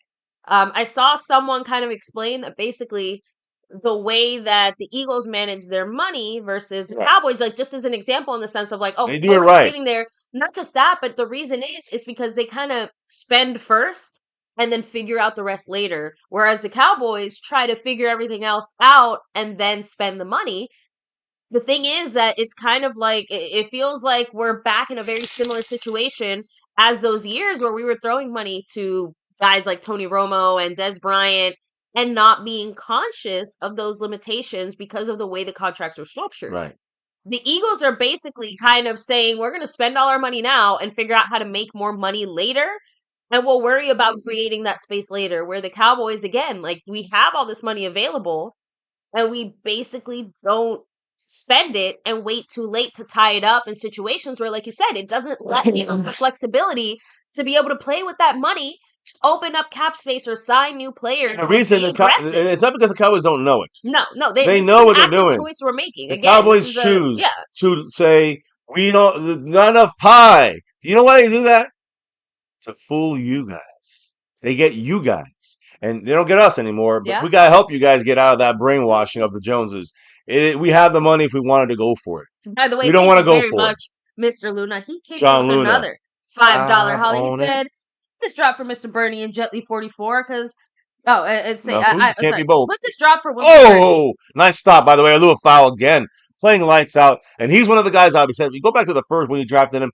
I like Lua. I said, I don't know how much he'll get in there, but when he plays, he's going to look like Palomalu a little bit. He looks like Palomalu. Stopping the run, This is what I tipping meant the earlier ball. when I said that Tyler Guyton needed more Some reps, more action on the snaps, and field. to stay healthy. Because Leo Fowl has genuinely gotten better every single week. We're seeing him look better, play better, and that is coming from the time and the experience. Like there's no way around it. Yep. So, but what he said is, Yeah, I William don't think that Bernie she's a gets him. DEI hire. Everything I've read, she paid her dues to get where she's at. When Oh, because wait, I don't Jetly know what said you're that talking we about. haven't done well against female line judges. Yeah, and there's no DEI hires anymore, guys. Women can also ref I've seen games. plenty of male refs fuck things up just as well Guys, or good maybe we need more women refs. as women refs. Maybe we need more women refs for the Cowboys. Maybe it'll be fair to us. I don't know. Maybe they like the star on the helmet. I don't know. The false start on the Panthers, so they go back 5 yards. I know we haven't said much. 2nd and 18, and Micah's on the field, by the way, in case you're wondering. He's fine, or at least fine enough to play. Jelly said he was kind of like on the sideline holding his back. Yeah, well, So, we'll keep an eye on that. Thank you, Jet Li. Maybe it is just a conditioning, or not a conditioning, but a Ooh, snap count. Micah, nice job there. Kendricks had a quick hit. I mean, Kendrick's playing great in the Zimmer defense. That's why if they keep McCarthy, they keep in Zimmer. And we're going to see this defense under them. Now, look, Washington right now is winning 14-0, which means Cowboys out of the playoffs. Can we guys shut up about the playoffs? I don't want to hear about playoffs. I don't even like saying Cowboys and playoffs in this year together in the same word is dumb. Doga's limping off the field, which we know he's gone. And I don't care. I don't care. He was questionable with an ankle. I want Doga out. I know he's still questionable. I don't care. I want him out of the game. I want to get all the reps. I think Tyler, this is preseason. Tyler Guyton needs the reps. Guys, I just want to see him get hurt. I know. That's what I'm trying to say. But I need Tyler. Tyler need to get the fuck on the field and get better. And we need him. And this is the year to practice him. Get Tyler Guyton in there. Fuck Chuma Doug. He's old. He's gone anyway. I think I said at 35, little Palomalu. Hey, I like this guy, little Paulo. By the way, number 19 on the screen right now. Why is Trey Lance on the screen? Because it may be time to get Cooper Flush out the cocksucking game because he sucks as a starting quarterback. What did I? Maybe. I'm just saying they're showing him because they're saying it. Olsen's talking about it. All I know is we're winning 10-0. That's going to tell you keep Cooper Rush in. I mean, Jetly 44 though said it earlier. He's like, we have 2 turnovers and only 10 points to kind of show for it. Because we have no offense. It goes up Cooper Rush. Everyone's favorite. It's a big 3rd and 14. So again, defense can make a big play here. Defense has been doing it, and it's a lot of the young guys in the Lua Fowl. Well, now that I think about it, if Micah's dealing with there it is. Carl Lawson missed the sack. Shit. So now they're going to get a big gainer here because someone lost coverage. Yep, out of bounds. Thank goodness. But that was bland. Yeah, it was bland. No, not 27. I thought it was 27 for a second. I was going to say, I'm like, he did something. That was just, Carl Lawson broke down 3 guys. Look at the left side of the line of scrimmage here. Watch number 55 just break it down here and just push 2 guys. He beat, but 3 guys really after they trying to come back. But I think Carl Lawson got confused because he started tackling the wrong guy. Well, the thing is, Bryce Young got out of it. He was still getting he got pushed past him. That's what I'm trying to say. Like he went like this way trying to tackle in this direction. Bryce Young was already over here. Michelle Castilleja said, I don't want to go to the playoffs with Cooper Rush. Don't worry, we won't be. We're not. Don't worry. We are safe from that threat. A couple Cowboy fans will say, we're gonna they're not making the playoffs. Guys, it's over. We have a less than some of you guys say we still have a chance. Guys, we have a chance that we can maybe fly too tomorrow. I just grow wings and start flying in the air. Yeah, let's just go flying. I'll pick you guys up and I'll fly to you with my arms. 2 minutes and 39 seconds, by the way, left in the second quarter. This is absolutely hands down the fastest moving football game I think we've ever experienced. An hour's went by and it's basically gonna be halftime. Like the game's gonna be over by 3 at this point. I do want to finish something though. I do want to finish speaking about something. I'm going to finish it here because at halftime I got to do something real quick. But Overshown, going back to Overshown, because that's what it's about now next year. And we got to worry about Overshown. And we talked about some of the comparisons, whether it's Navarro Bowman or Nick Chubb. What about Terrence Steele? Playing 100% of the time last year, coming off the injury, not the greatest, but He's got a whole year under his belt with the torn ACL last year. This year, he had a rough start in the beginning, mainly because I think new offensive line guys, 2 new guys on that 5 Although look offensive how linemen. Overshown kind of came. I'm just saying, like, look how Overshown came back from his injury and how quickly he was able to Right, start playing at a high right. level. Overshaw's another great It's example, but he's kind of the exception to we're that. talking about guys that have like blown out 3 different ligaments. These guys are the guys. Nick Chubb, Navarro Bowman. They came back and had all pro first team, all pro and Pro Bowl seasons, superstar seasons. Still waiting for that a superstar season, but it still shows that, he's not back to peak form, but he's starting to kind of, I would say the second half of the year, Terrence Steele playing a lot better.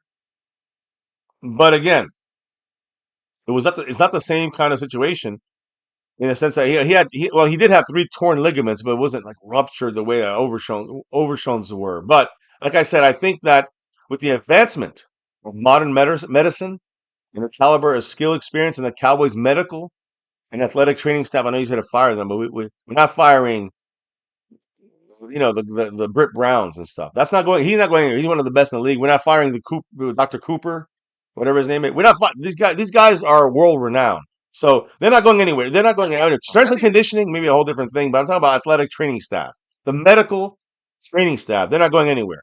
They're one of the best in the world.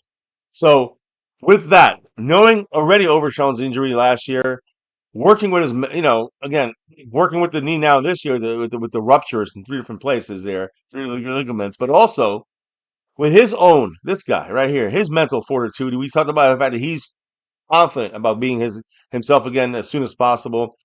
I think he's going to go. He has no choice but to go all in and really push himself past this injury. I hope, guys. Now, could there be a medical setback? Of course.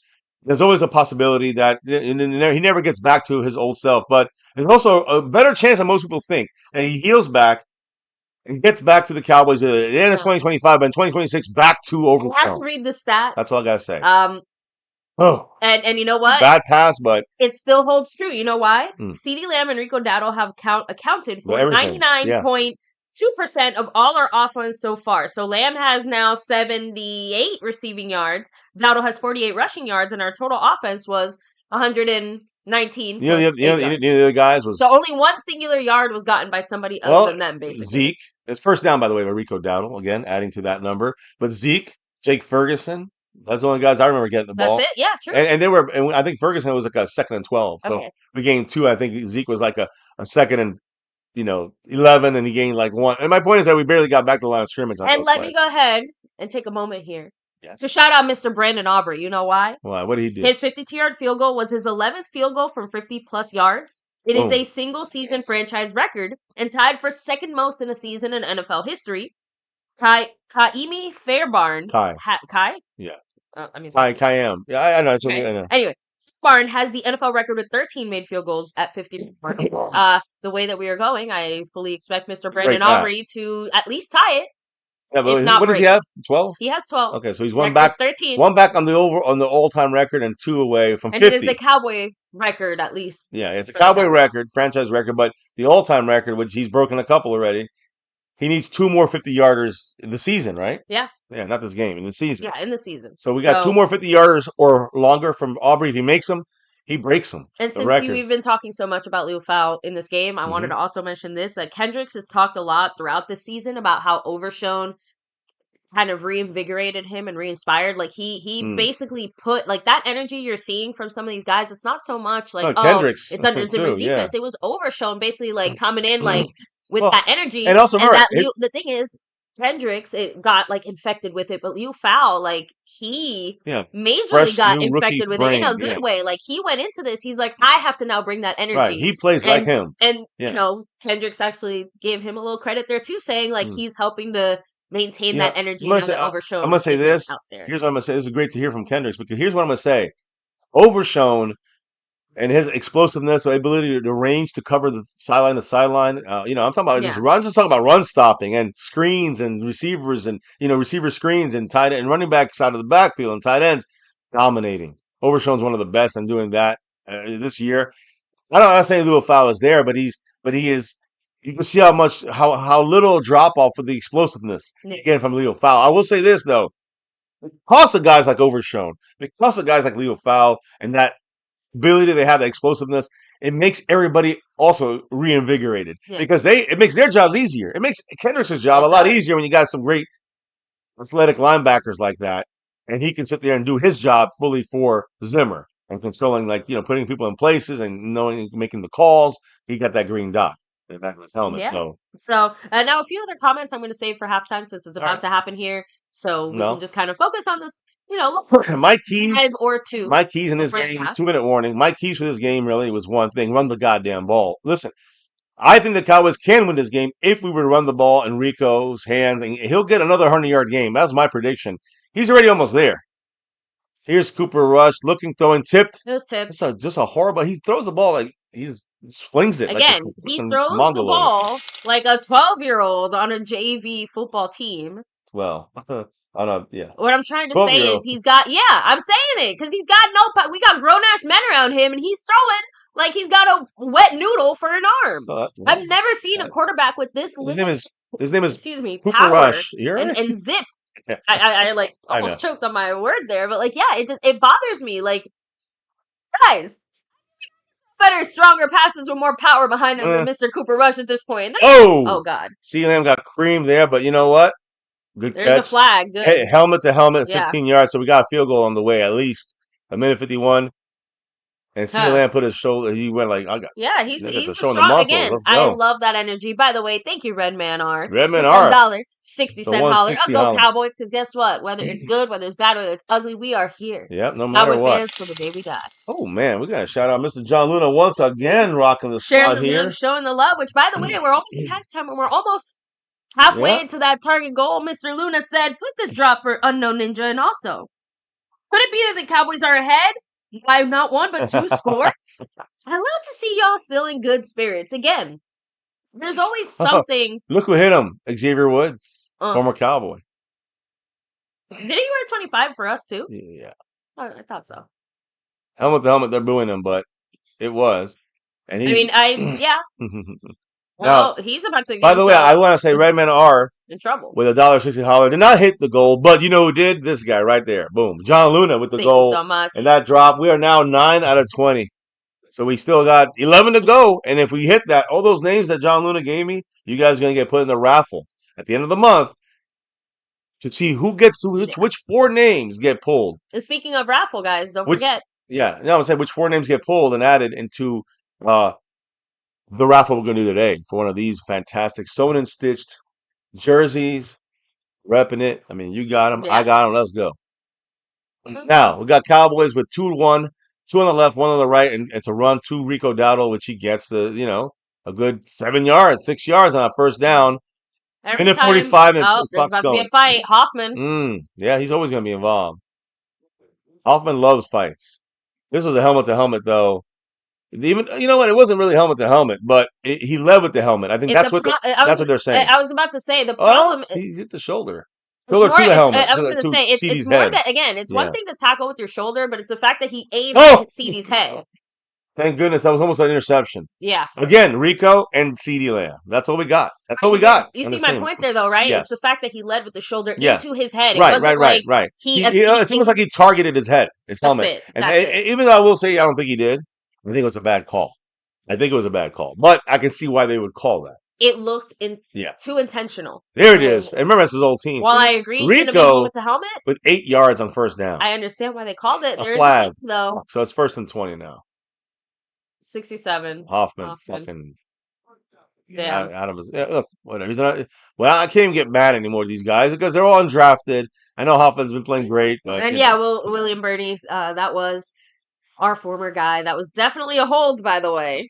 Yeah. Like the refs aren't cheating. We debated the other flag. There's no debate here. No cheating here, guys. Remember that. That was definitely a hold. 59 seconds still left.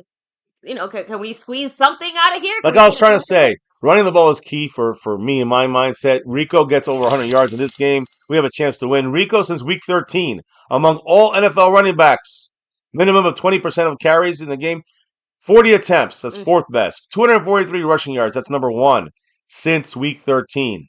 Looks like we're using 6.1 yards per carry. That is 6th best since week 13. I know it's only a couple weeks, but 183 yards after contact, which we suck at, but he's 1st in the NFL. the last 3 weeks. 10 forced missed tackles. We're horrible at running backs at that. He's 4th in the NFL in the last 3 weeks.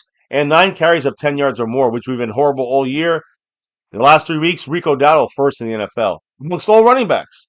That shows you Rico is actually pretty fucking solid. Yeah. Not great, not all-star Super Bowl guy, Pro Bowler, historic running back. No, he's a very solid running back that you can add another someone better than Zeke, and then to compliment him, and we may be able to run with him next year. I think he's not. I've always said I think he's pretty damn good. I mean, CD got 7 catches, 90 yards. Rico's got 12 runs for 90 yards. CD got a touchdown. Maybe Rico gets a touchdown this drive. We'll see. We got a minute to go, 2 timeouts, and we're on the 33-yard line of the Panthers, which, by the way, right now, we kick the field goal.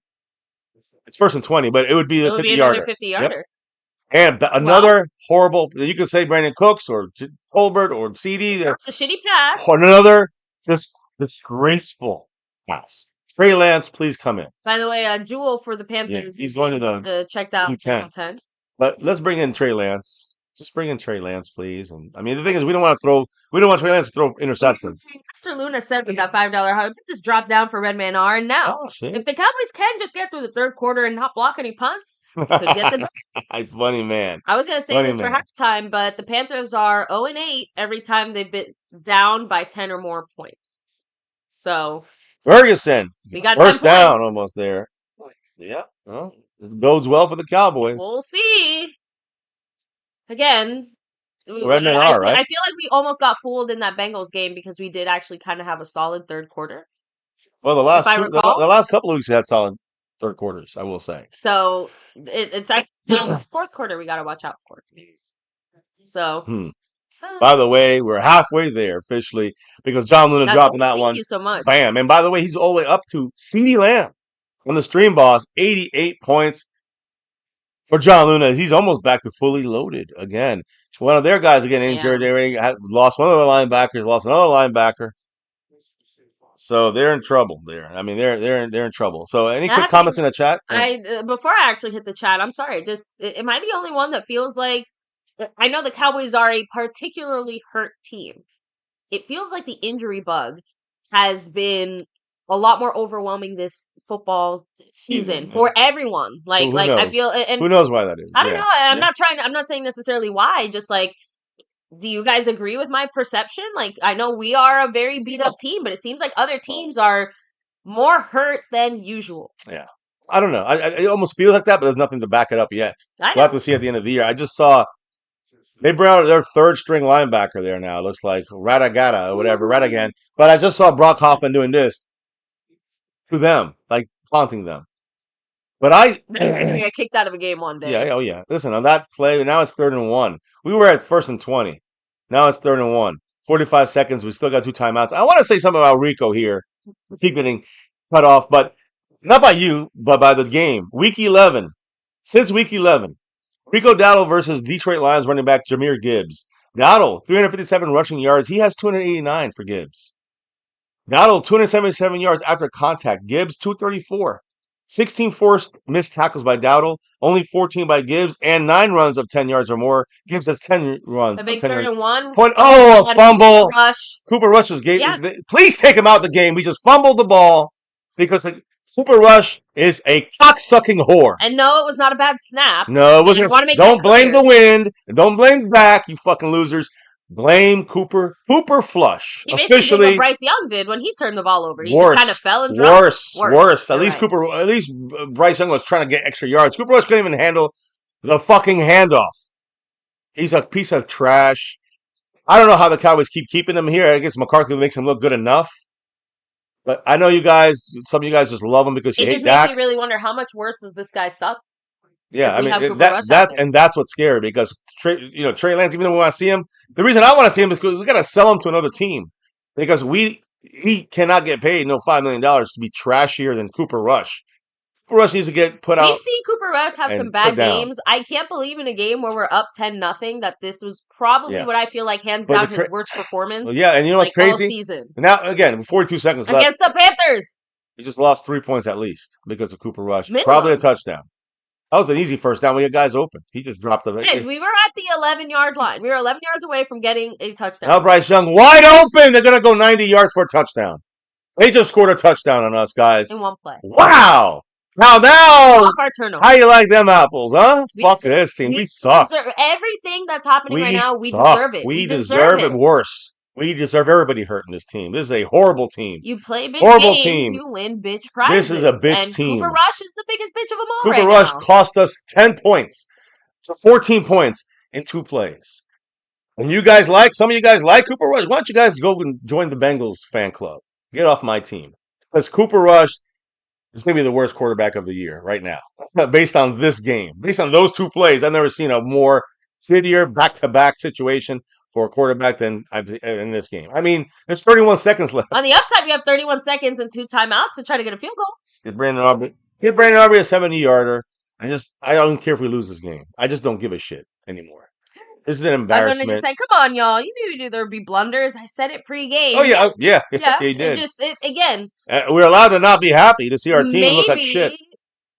I'm more impressed with myself for still being surprised. Like, the fact that I have the capacity to be surprised. It just shows you how bad this team. It shows you how bad. It's not we're like overly sensitive because it sounds like, oh, we heard everything. How could we lose? Guys, it's because we're playing so bad. It can't get worse. It gets worse. So. Oh, and you know what? And it's going to get worse. You know what this also means? And worse.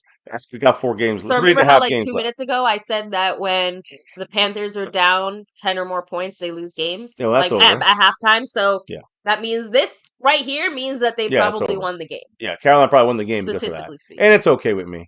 Give us a higher draft pick. That's all I'm asking for because I don't want Cooper Rush ruining our season in multiple ways. Great D, Dallas. That's a micro penis. Talk about D. Scorpio said, if we don't start Trey Lance in the second half, I want us to lose. Yes. No, we're not going to start. But guarantee. I mean, I would be surprised if we put out there Trey Lance because it's the stubbornness of whether it's McCarthy working with Cooper Rush this entire week and he wants to stay with his guy that he thinks he can get us back in the game. But he might be able to just listen. I don't even know what to say. We're giving Cooper Rush Dak is doing passes down the field and he's trying to go in tight windows. We're giving Cooper Rush easy passes.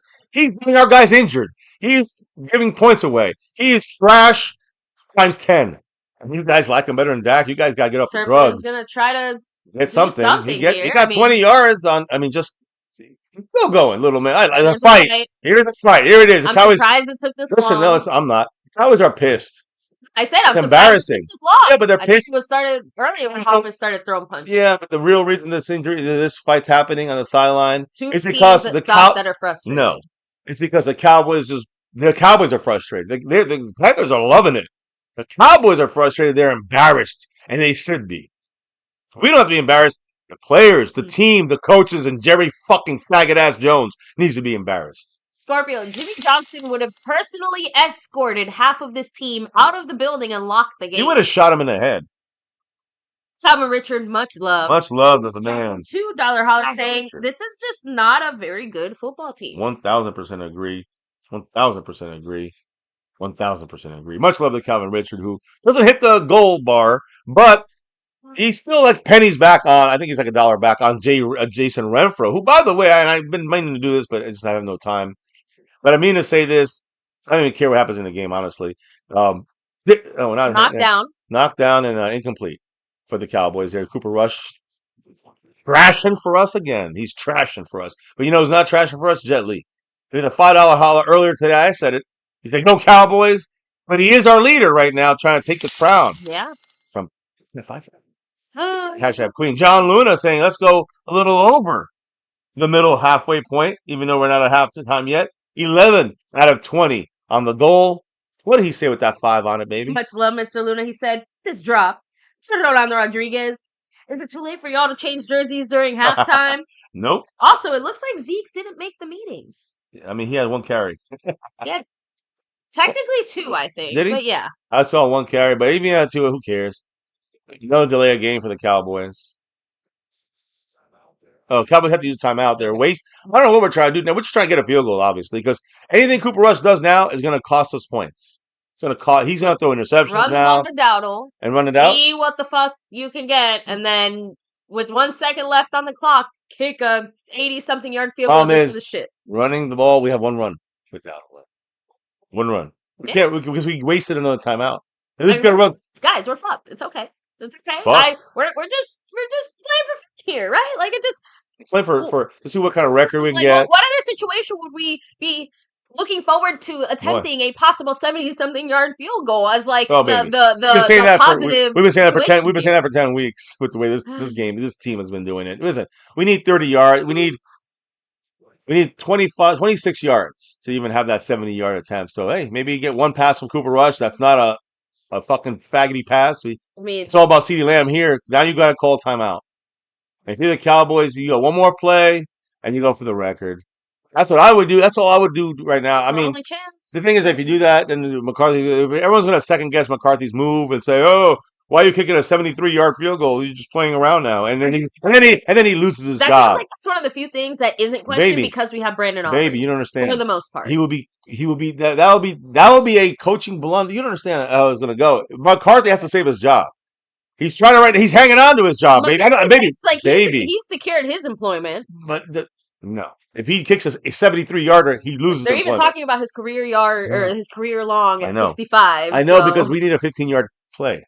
Well, I'm trying to say if we kick a 72-yard field goal attempt, if we miss it, McCarthy is going to be down to that. He's the worst coach now. This would be the thing. What a horrible coach.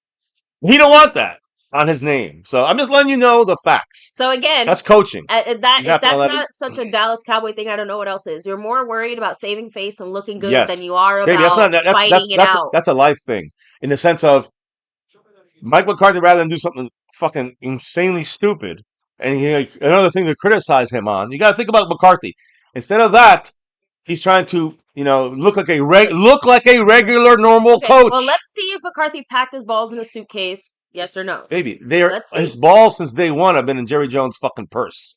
Just letting you know in case you didn't remember. Purse, please. It's a man purse. You have to. What did Jerry Jones call him? A fucking purse. Because Jerry Jones is a fucking that's the need to get off this and sell this fucking team to somebody else. But he won't. He won't. Rico Dowdle is the key to our game in CeeDee Lamb. Brock Hoffman, who's being an asshole with it last week against the Bengals, 81.7 in the PFF grade, 8th best last week. 81 in the run blocking grade, 10th best. 35 pass blocking snaps, 35 of them. Only one pressure allowed last week against the Bengals. Hoffman surprised me. Yeah. Here, look. It's a run. What are we doing with Cooper Rush? Now, we can't. No time. We got to snap. We got to spike it. We're literally kicking the 50. The record field goal here if we get everybody in time with no penalties. Don't fuck it up. There it is. There it is, baby. You might get it. Is it 67? This is the record. This is, baby. It's like 71. 50? No, 70, 68. It should be 68. Okay. I think it's 68. Maybe it's on our own 49. Yeah, I know. Add 15 to that. 17, my love. Oh, shit. Okay. Thank you. So then it's 70? Thank you. Yes, this is the record. He's going 70 for it. 70 or 69? Who cares? The record. There. We'll get it. You're going for the record, baby. This is what you waited for all year. Here you go. Hey. I believe in you, Brandon Aubrey. Come on, let's go. And they are going to have a return on this if he misses. If it's short, they'll have a return. 70 yards. The record, baby. Let's go. Please. Nope, baby. He shanked it right, and they're returning it now. Now we'll see if McCarthy loses his job on this one, because this is the problem for the Cowboys. We just lost Terrence Steele. He tore his knee. I mean, not Terrence Steele. Tyler Smith. He just tore his knee on the ground. Damn. Yeah, well, there you go, guys. You wanted it. This is what I mean. If Tyler Smith hurt his knee there, then he just fell and he grabbed his knee. If he hurt his knee, I don't care. He hurt his knee. That's going to be on McCarthy. He might have just got fired because of that play. What did I tell you guys? You guys got to listen to me a little more. You got to trust me a little more, guys. I know what I'm talking about. McCarthy now he looks like a shitty coach. If he gets hurt, he looks like a shitty coach. I feel like that basically also just guaranteed that that was the only attempt. That was it. We'll never see that again. We had one chance and we missed it. We'll never have that again. We'll never see that again. Does that break the streak, by the way, of 50 yarders? I mean, I don't think it's a streak. I think he just needs to hit 2 more 50 yards. It's not like 10-7 halftime. So. I gotta get out of here for a minute. Go for it. I'm gonna hit up the chat and then I'm gonna go ahead and do some reconnaissance. Right? Is that how you say it? I don't know why. I was gonna say recon and I'm like, wait, I know the full word, but I don't know what is I'm saying it how it's spelled. Like explain it. Recon, checking out Some to see the info. injuries. All right. Yeah, like I want to know Well, what just happened. by the way, Washington's up 14-0 at halftime against the Saints. Even if we win this game, Washington wins. For those that think we have a chance, Washington wins or ties, we are out. Just so you know, we're out. If Washington wins any game this year, we're out. If we lose any games, we're out. And even if we don't, we still could be out. Guys, we're out. I just want you to know that we're out of the Are you playoffs. saying we're out? We have a 1% chance to make the playoffs. We're out of the playoffs. Now, I want to say one thing before I leave. A couple of things. NFL news, since we're at halftime here. Bill Belichick, who was a guy we really wanted to come. Maybe we could bring him here from McCarthy. Well, now we know McCarthy's going to stay probably, unbelievably. Bill Belichick said, I'm signing in North Carolina college, right? The North Carolina Tar Heels, where Jordan's from.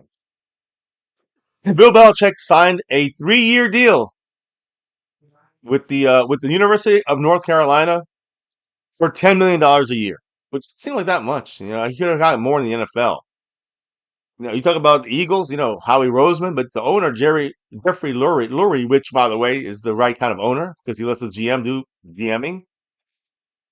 He received an NFL approval for the sale of 8% of interest of the Eagles to two family investors. The sale was based on the value of the team, which is right now $8.3 billion. We're at $10.1 billion. They're catching us. But Lurie still maintains full control of the team. He has majority ownership. And while the Dolphins, their owner, Stephen Ross, announced the sale of limited interest to Ares Management for continued investment staying in South Florida. No movement there. Nobody's moving out of Miami. Randy Moss, by the way, horrible news on him. Diagnosed, at first they said liver cancer. Larry Fitzgerald, not junior, but his dad, senior, spread some news supposedly that he had liver cancer. That was incorrect. According to Randy Moss, who was in stepping away from ESPN, battling some sort of issue, which now we know he had surgery this week. He was inpatient for a Yeah. week. The surgery was successful, thankfully. Surgical surgery, but it was for bile duct cancer specifically, which is around the liver, I'm sure. So he's Bile gonna. duct is Is it? leads into the liver. That's So if you that's what guys I'm. know how the liver works, you know, it That's what I'm trying cleans to. the stuff. The bile duct is the Right. tube that takes out. The dirt. But my Yes. point is that the point I'm trying to say is that that's why just to generalize it, it's not liver. You know, that's why that's what I'm trying to say. The crossing of the lines is where the lines got crossed there. People's information because they just generalize it as liver when it's bile duct to be specific. I think it's because they had to obviously resect part of his liver Right, when right, they right. So had the liver is surgery. involved. Is my point. But And his that's prognosis is actually very solid because they were able to do the surgery. yeah, It actually bodes really well for his yeah. odds So of coming through that's this okay. obviously I was shocked to hear that. I mean, he's younger than I You am, know, and so uh, and a think- very rare cancer as well. So definitely wishing him, his Yeah. family the he best. said just make sure it get checked, which is something I got to get ready to do too here. So, by the way, also Noah Brown, former Cowboy, now with the Commanders. Well, not really in a way because he's going to miss several weeks. They say probably the rest of the season with a serious internal injury for Noah Brown. Okay. So a serious internal injury, bleeding or something inside. Initially, it was deemed a rib injury, but now they're saying he suffered internal injuries and he's out for the season. So we wish the Ouch. best for Noah Brown. I hope That's he's really going to be unfortunate. okay. But that's not good. And I'll come back before the second half starts. I can barely speak. Here, it's anymore. okay. Go for it, baby. But So I want to get to the you hit up the chat. chat. And It's big time shout for me to outs go. to John Luna, Jason, Jet Lee 44, Redman R, Calvin Richard. They're the ones that dropped the love today. And we are currently, what are we, 9 away? I think we're 9 away from hitting the goal for today, the big goal, and get all those names in the raffle, which we're going to do for this jersey. A jersey of your choice. Yep. Any team, any player that we have available, any sport even. For anybody, and we're gonna do that sometime here. If the game's a blowout or not exciting, we'll do it at the end of the game. Clarify, by the way, since Mr. MCF is starting a freaking panic and decided to talk about other stuff instead of clarifying, Tyler Smith is not hurt as far as we know. Okay. It just looked like during I this said kick that he tripped and fell He grabbed and his held knee, his knee. right? But we don't know if there's an injury or not. We shall see second half. I don't know. I'm just saying that is why you don't do that play because you have Okay. 5 offensive linemen. I'm gonna get Trying into to- trying I to need tackle- to go. Love you, bye. But I'm gonna get into details on why the Cowboys again choosing to do that play here and now was the bigger mistake. Remember, we had several times throughout the season where you could have attempted a, record-breaking field goal. But let's talk facts. Let's talk some science, guys. So in the winter, the air is more dense. It is actually genuinely harder to kick when it's cold. It's even harder to pass when it's cold. Surprise, surprise. I know. But the other factor there, like, so not only is the actual air and temperature and weather working against you, we play the majority of our time in a closed, controlled temperature environment in AT&T Stadium as well. So, and side note, that was probably Brandon Aubrey's worst looking kick all season, bar none. Like, that was the worst fucking thing he's ever put out there on the field. So yes, when we talk about these things, and I agree with Unknown Ninja here too. Cooper Rush sliding as early as he did when he still had the chance to maybe squeeze out a few more yards. Not saying that ugly ass field goal would have somehow been good from like 66 and not 70. But in that situation again, where every yard counts, just not the position you want to put yourself in. Also, that was Cooper Rush's 8th turnover since he's taken over for Dak Prescott in that Atlanta game, which was on November 3rd. So let's do some math. It's been 6 weeks since that day. Cooper Rush has had more turnovers than we've had actual weeks. I mean, you genuinely can't make this up. You cannot make this up. So, excuse me there. So let me roll back and read a few more comments. By the way, Cassie Stewart, much love. I hope you're having a good time. I hope you're having fun out there. Definitely some nice football weather for this time of year too. So yeah, William Birdie said it. There was no way he was going to make a 70-yard field goal. It's funny because, again, he has kicked a few that looked like they've been good from 70 plus. It's not out of his range of possibility, but it does add to the factors of, again, we're going forward and doing it in a situation it goes beyond less than ideal. And we had opportunities to do it before. Again, several opportunities, as you guys know, if you've been watching us during these game day live streams. We actively choose to fuck ourselves. So, LT said, I miss good trolling. Make the Dallas Cowboys great again. Our front office refuses to do so.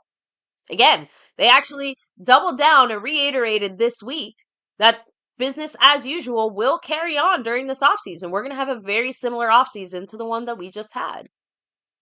So, by the way, on a more personal Dallas Cowboys side note, I know we haven't touched on this, but we do have to give some congratulations to Dak Prescott. Him and his fiancee, Sarah Jane, are expecting their second child. So they did announce it earlier this week that they have another little bundle of joy on the way. I guess if you can't score touchdowns, you got to score where you can.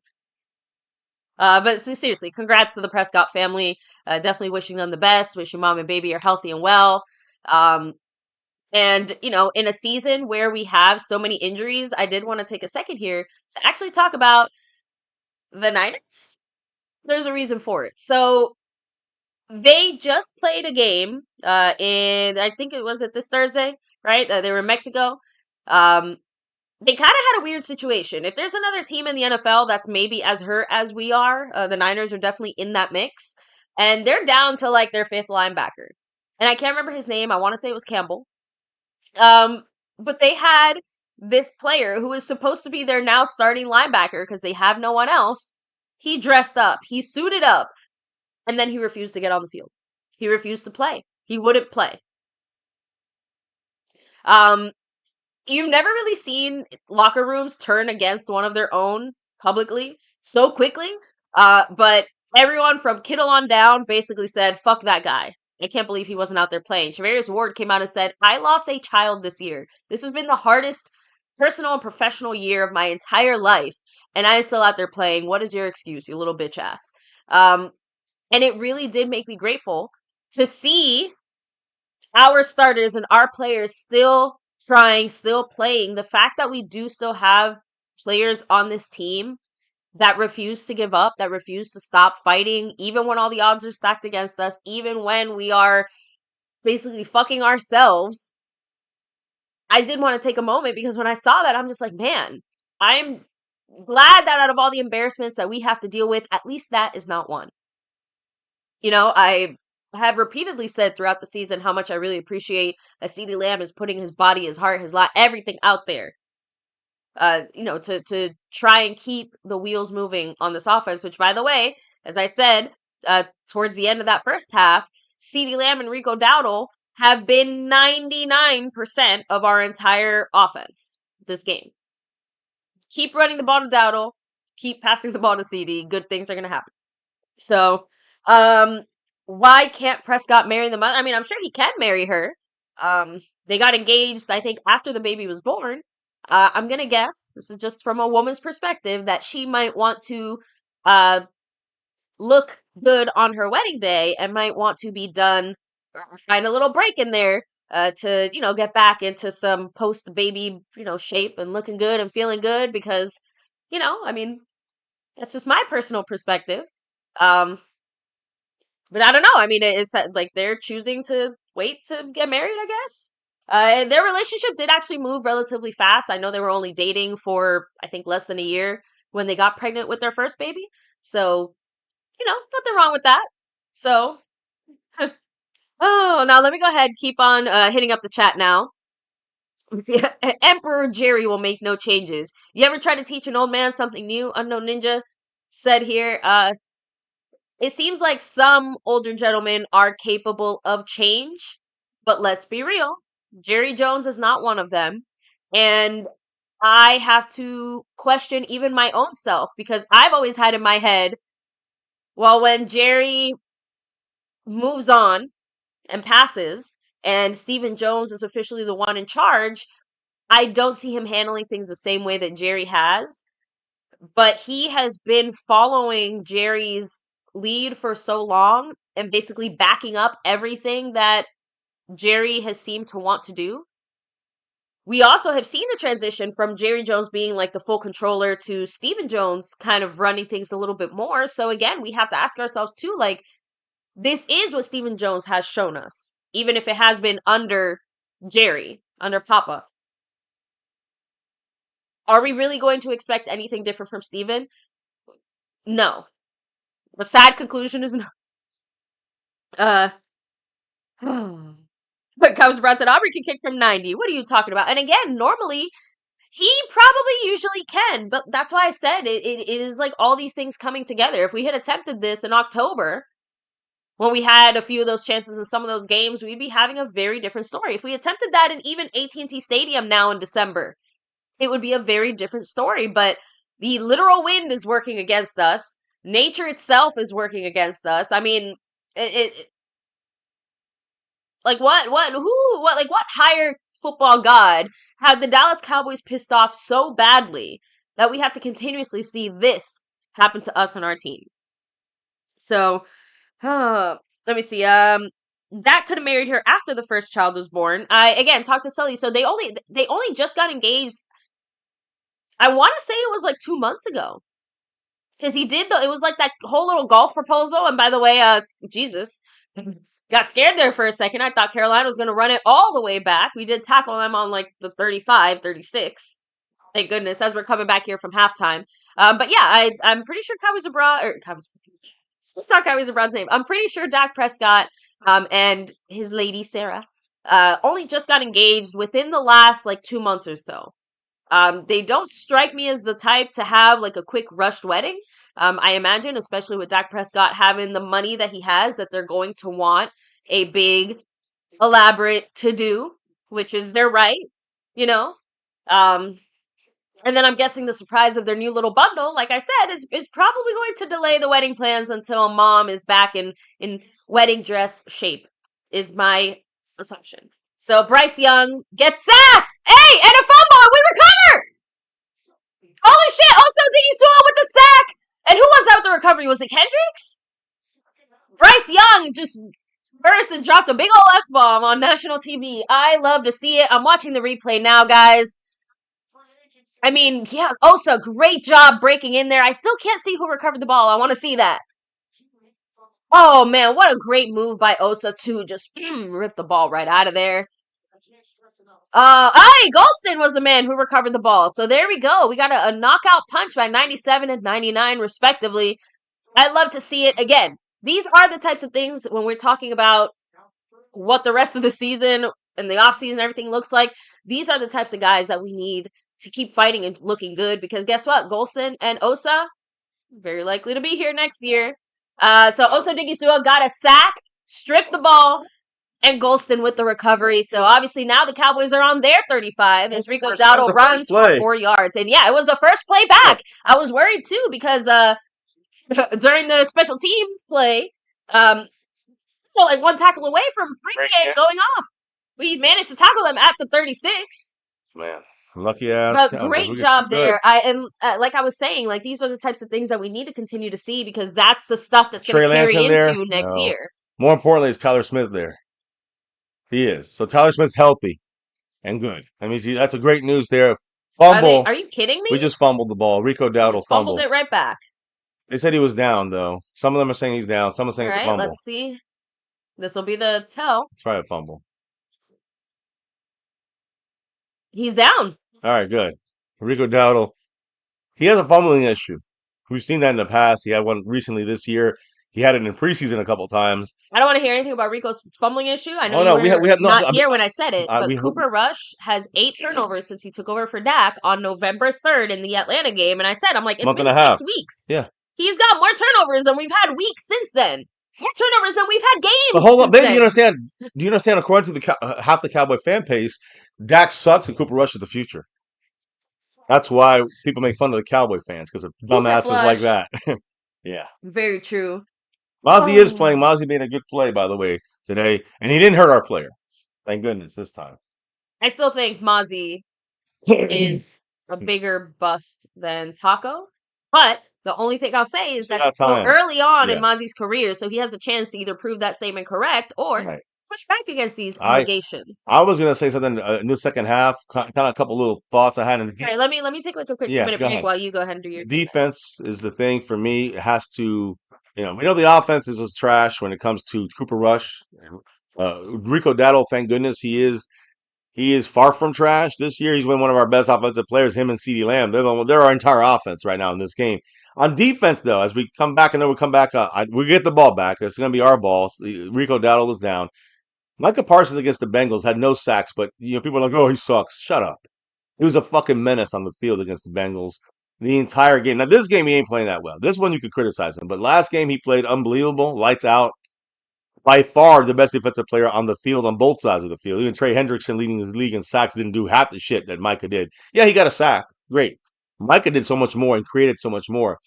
He had double-digit pressures, 10 pressures on the quarterback against the Bengals last week. Second most since in Week 14 than any team in Week 14. 25.7% pass rush win rate. That means 1 every 4 pass rushing plays, Micah was getting to the quarterback, causing havoc. And he had a couple drawn penalties. They were holding him, remember? Hands to the face, holding, whatever. So his gravity also created, just wherever he was, he would suck in 2-3 defenders. He was double, triple teamed against the Bengals. And still made multiple big plays for the defense or helped create big plays for the defense. So Micah played great last week. I don't care about the stats. I see what he did. You watch the game, you have a brain. You can see what Micah can do out there. And he walked off the field at the end of the game when we blew the game. This guy blew the game here. Micah was confused, and he didn't know how we even could have lost that game. He walked off. He was almost in tears. He was, a lot of people are like, I don't like that. That's not sportsmanlike. I want to see someone get pissed on this goddamn team. Micah Parsons, if he had been out there swapping jerseys, smiling, same fans that hated it, he walked off the field would have bitched at him for not, for being too nice with the other team. He just walked off the field and didn't shake any hands. In the red zone now, Zeke gets the ball for a 3-yard gain on a 3rd and 1. First down, Cowboys. He should not do this or this, which he did not. Thank goodness. That's his 4th carry in the last 4 weeks, or at least the last 2 weeks. Now, again, Micah was second in the league in pressures last week and still cares enough. He was in tears about this horribly awful season, a waste of his season, of his career, a wasted career season for him. So again, I'd rather he be angry and crying and walking off the field pissed off. That shows me more than being friendly with the opposition. That's just me. Now Rico Dowdle running the ball here gets another 4 yards, 5 yards on first down, and getting closer, sniffing that goal line. So we're getting closer there. Yeah. Now I also will say this. By the way, for the Giants is out with a concussion. Tommy So DeVito. down to their like fourth stringer. Yeah, they're Tim in the Boyle. fourth stringer, third stringer. Yeah, fourth stringer. Tim Boyle for the. I mean, they got rid of Daniel Jones, so he's not even on the team anymore. Technically, Tommy DeVito is a starter. But the point is, the Giants suck. Who cares? They trash. Oh, by the way, Rico has 67 yards on 13 carries so far here with basically to 13 minutes, under 13 minutes. 5 receiving yards. 113 minutes. 113. I'm off. Cooper Rush all the time in the world. Holbert touchdown. I'll high five you from there. I know you're a little bit away. There you go, baby. Yep, again, look, making our high fives worse than ever. But we'll try touchdown, Cowboy. No, we scored. Holbert, great job. That's all I said. I mean, right now for the Cowboys. I do want to take back an earlier statement I made where I said, Osa Golson will be here next year. Retract that statement, guys. This is a contract year for Osa Odigizua. And the Joneses just said we're going to have a very similar offseason. So he's playing for his future team, not our team. Well, is my guess. Thank you. That's much better. I don't see us signing him because. All right. But I don't think he's going to be asking for crazy amounts of money. I don't think people are going to pay him crazy amounts of money. On the NFL. I disagree. We'll see what happens. But we know that right now, Brandon Aubrey knocked it through. So yes, 17-7. Listen, if anything, maybe somebody's going to throw a lot of money at him after that play. But he hasn't been playing like anything extra special. Not at all. He's playing good, but he's not playing special. No one's going to. I mean, he's somebody that, honestly, he's had, 4 years here. I mean, he hadn't done enough. I'm going to be honest. Now, just back to Micah real quick, so we're going to see him on the field. Micah cares about this team. He still cares about, getting out there and trying to win, even with a shitty season and all the injuries. And I'd rather he be this way, mad and pissy, than, hey, let's swing jerseys and yuck it up. Fuck that. Micah Parsons has played 53 games so far in his career. And he has 4 fewer, he's played in 4 fewer games than TJ Watt, but has 14 more total pressures than TJ Watt. I'm sorry, this year. This year, Micah Parsons has played 4 less games than TJ Watt, but he has 14 more pressures than TJ Watt. Micah has 53, TJ Watt has 39. Out of his 39 pressures for TJ Watt, 16 of those pressures were deemed to be cleanup or pursuit pressure, which means it wasn't him causing it. He just happened to get it because other people got it, which is second highest in the league for him. So TJ Watt's getting a lot of help from his teammates to get fake pressures almost. Only 8 of Micah's 53 pressures were deemed cleanup or pursuit pressures. So he's causing pressure. Micah is the better player than TJ Watt this year. Micah has the heart this year, and I do think that Micah still cares about winning. That's one of his big things. He even said before last week's disastrous loss against the Bengals that he said he would be willing to take less money if his team can get a couple players. Yeah. And I believe Micah, he's that serious about winning. Hey. It's funny because when he says it, I believe it. Hey. We got Calvin Richard helping the board here. He gets That's right. Huge shout out to Mr. Richard. You know what he said? Hit me. And he passes Jet Li, by the way, on the board. He said, I'm so glad Toby got one. I'm really rooting for this guy. It's so funny because I was just talking shit about him in the first half. Toby. Tolbert? Oh, Tolbert. Okay. I said, I'm like, how do you suck that Toby bad what? Toby and rep number 1? It just can't happen. I just don't think he's just not a number 2 receiver. That's the thing.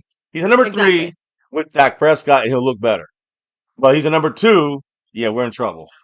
No, I was gonna say, yeah, audio is good on our side, Jet Li. Yeah. So. Yeah, Jet Li, it's your audio. Yeah, I would say I would triple check, but just pop out of the stream, pop back in. Hopefully that fixes it. Yeah, there it is. All right, so Calvin Richard gets us to 12, not 20 on the goal. That's right. Calvin Richard also just jumped Jet Li on the leaderboard in second place, and we still have no gifting memberships. I will remind everybody that that's still up and open for up for grabs, I guess you could say. But Calvin Richard making a last-minute run here and jumps into second place behind John Luna on the overall board, jumping over the man Jet Li, 44.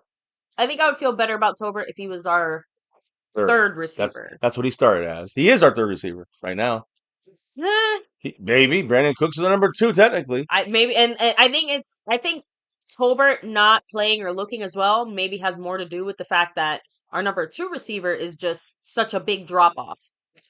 And Brandon and hasn't really had anything going. Right. But again, I'm just saying, if our second receiver was more of a threat and more consistent, you would see better play from Tolbert. Think about this for a second, though.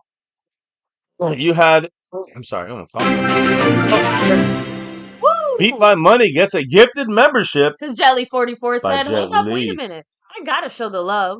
Thank you so much, Mr. Jet Li. Congrats to Beat by Money. And by the way, with that right there, he does take the lead on the gifting board, and he also jumps over Calvin Richard. Back over him. He just got jumped, he jumps back. We got a sack here. This was number 99 Golston, I think, with the sack. Sosa again. Well, I saw his jersey ripped by number 99, but it was Osa, Micah, and Golston that got the sack. That were involved in the sack. Here's a stunt. Boom. Golston inside. Switch up. Let's see, Micah's basically there. And Osa, he got him, but then he gets away. And then at the end, I think 90 gets the cleanup. I don't think he gets a sack there. I think 99 gets a sack, Golston. I'm not sure who made that final tackle. Maybe it's Micah. Yeah, but it's at best it's half a sack. Micah and Golston will end up getting the half sack each. Osa did get the initial tackle. Yeah, but that kind of helped. But he got out of it. The other guys. There was nobody else there. False start, by the way, on the Panthers, so they moved back another 5 yards. Now it's a 3rd and 20. By the way, I'm in the board here. No, go for it. Jet Li made the jump right there. And thank you again, guys. Again, to everybody here chilling, hanging with us. Again, as the Cowboy season. We know most people jumped off the board. Yeah. They jump off the Cowboy band. Cowboy fans are very fickle. But we will stick it out to the end. Good, bad, or ugly. Win, lose, or draw. That's what we do here. So sorry for those that quit, but we don't. I don't blame them. Oh, I mean, it's hard to watch. If I'm not, I won't do it. Like, I don't blame them. I do. Because you're a Cowboy fan for life. How many times do you have to be personally victimized by the Cowboys? As many as it takes when you're a fan. That's the way I. But you know what's funny? The second that the season is officially over, we're gonna sit there and say, "Man, I miss football. I miss watching our Cowboys. I know. It happens every year. Even though I want to see them, and I agree with you, I feel like I can't wait till this year to be over and start next year. I guess you can say. Just because, again, the hope of like starting fresh, and obviously getting a redo on what feels like a season of horror. Horror or horror? I'm just so both. Yeah. Thank you, by the way. It's a horror season and a horror season. Thank you, Mr. Luna, so much. He's sharing the love again with that $5 drop that brings him up to 91 points on the stream box. And he said, "This drop for Cowboys Abroad. Done." Whoa. Did your Cowboys just score a touchdown in the 3rd quarter and expand their lead? Yeah, they did. They sure did. They did, based on the defense. Thank goodness for the defense, who caused that turnover. Well, for that turnover, we would still be at 10-7. Let's be real. Thank goodness for the defense is basically what we've been saying. Yeah, the second half of the year. The second Dak went down. Yeah. And that's before then, let's be real, the defense was struggling. It took until after the bye week for us to even see our defense progress in any positive direction instead of getting worse week after week. But it wasn't too long after the bye week that we lost Dak. So it's like we didn't even get to see our offense gelling together. And let's be real, a factor was the preseason, was training camp. CeeDee Lamb, while he's having a great season individually statistically, it took him a while to get going. And a big reason for that was the fact that him and Dak were just not as connected. Why? Because the Joneses decided to sign CeeDee so late. Yeah. Give Dak his contract so late. They do it early, they don't do it at all. That's what I say. But the Cowboys want to play around. These two fucking clowns fucked around. They found out. Yeah, and Dustin Roberts, by the way, he's asking, is it me? Or does it seem like the defense is something that we can build on? No, it's not just you. We have great defense, a lot of pieces there. And if you think about the injured pieces that we have that will be back next year, hopefully we're not even sure about Overshown or Diggs. That's what's crazy. And you know what? I don't know about these guys either. Do you know why I have to hesitate on the defense? Because whether we're all together, whether all the guys are, the starting team is together next year, it'll have to happen at the middle end of the season. I don't know how we're going to be with injuries by that point, new injuries. And the other thing is that How good will Trayvon Diggs be after the second injury? How good will Overshown be after the second injury? To clarify for those A who lot of maybe didn't questions. hear it when we mentioned it earlier in the stream, but Trayvon Diggs is out for the rest of the year. He's having season-ending knee surgery. Stephen Jones confirmed it is a knee cartilage issue. Stephen Jones even straight up said it is pretty severe, but that they're expecting him back within 8 months. Yeah, but the So reality is, that means I'm here. We know that they lie. So I'm going to say yeah, the way expect that them. Bland was expected back in like week 1 or 2 of the season. Yeah, you come back to week 10 Yeah. or 11. So my point is that, yeah, for the Cowboys, don't expect to see Trayvon Diggs till midway to next year, Yeah. in my opinion. So Jetly44, by the way, with $1.60 holler said, "Hey, hold on, go Cowboys!" Go Cowboys, Thank you no so matter much, what. Mr. Jet Li. Appreciate Yeah, you, John of Luna course. goes to 89 points, and Jet Li stays in second place right now. Cassie Stewart is asking who scored for the Dallas Cowboys. It was Tolbert. Yep.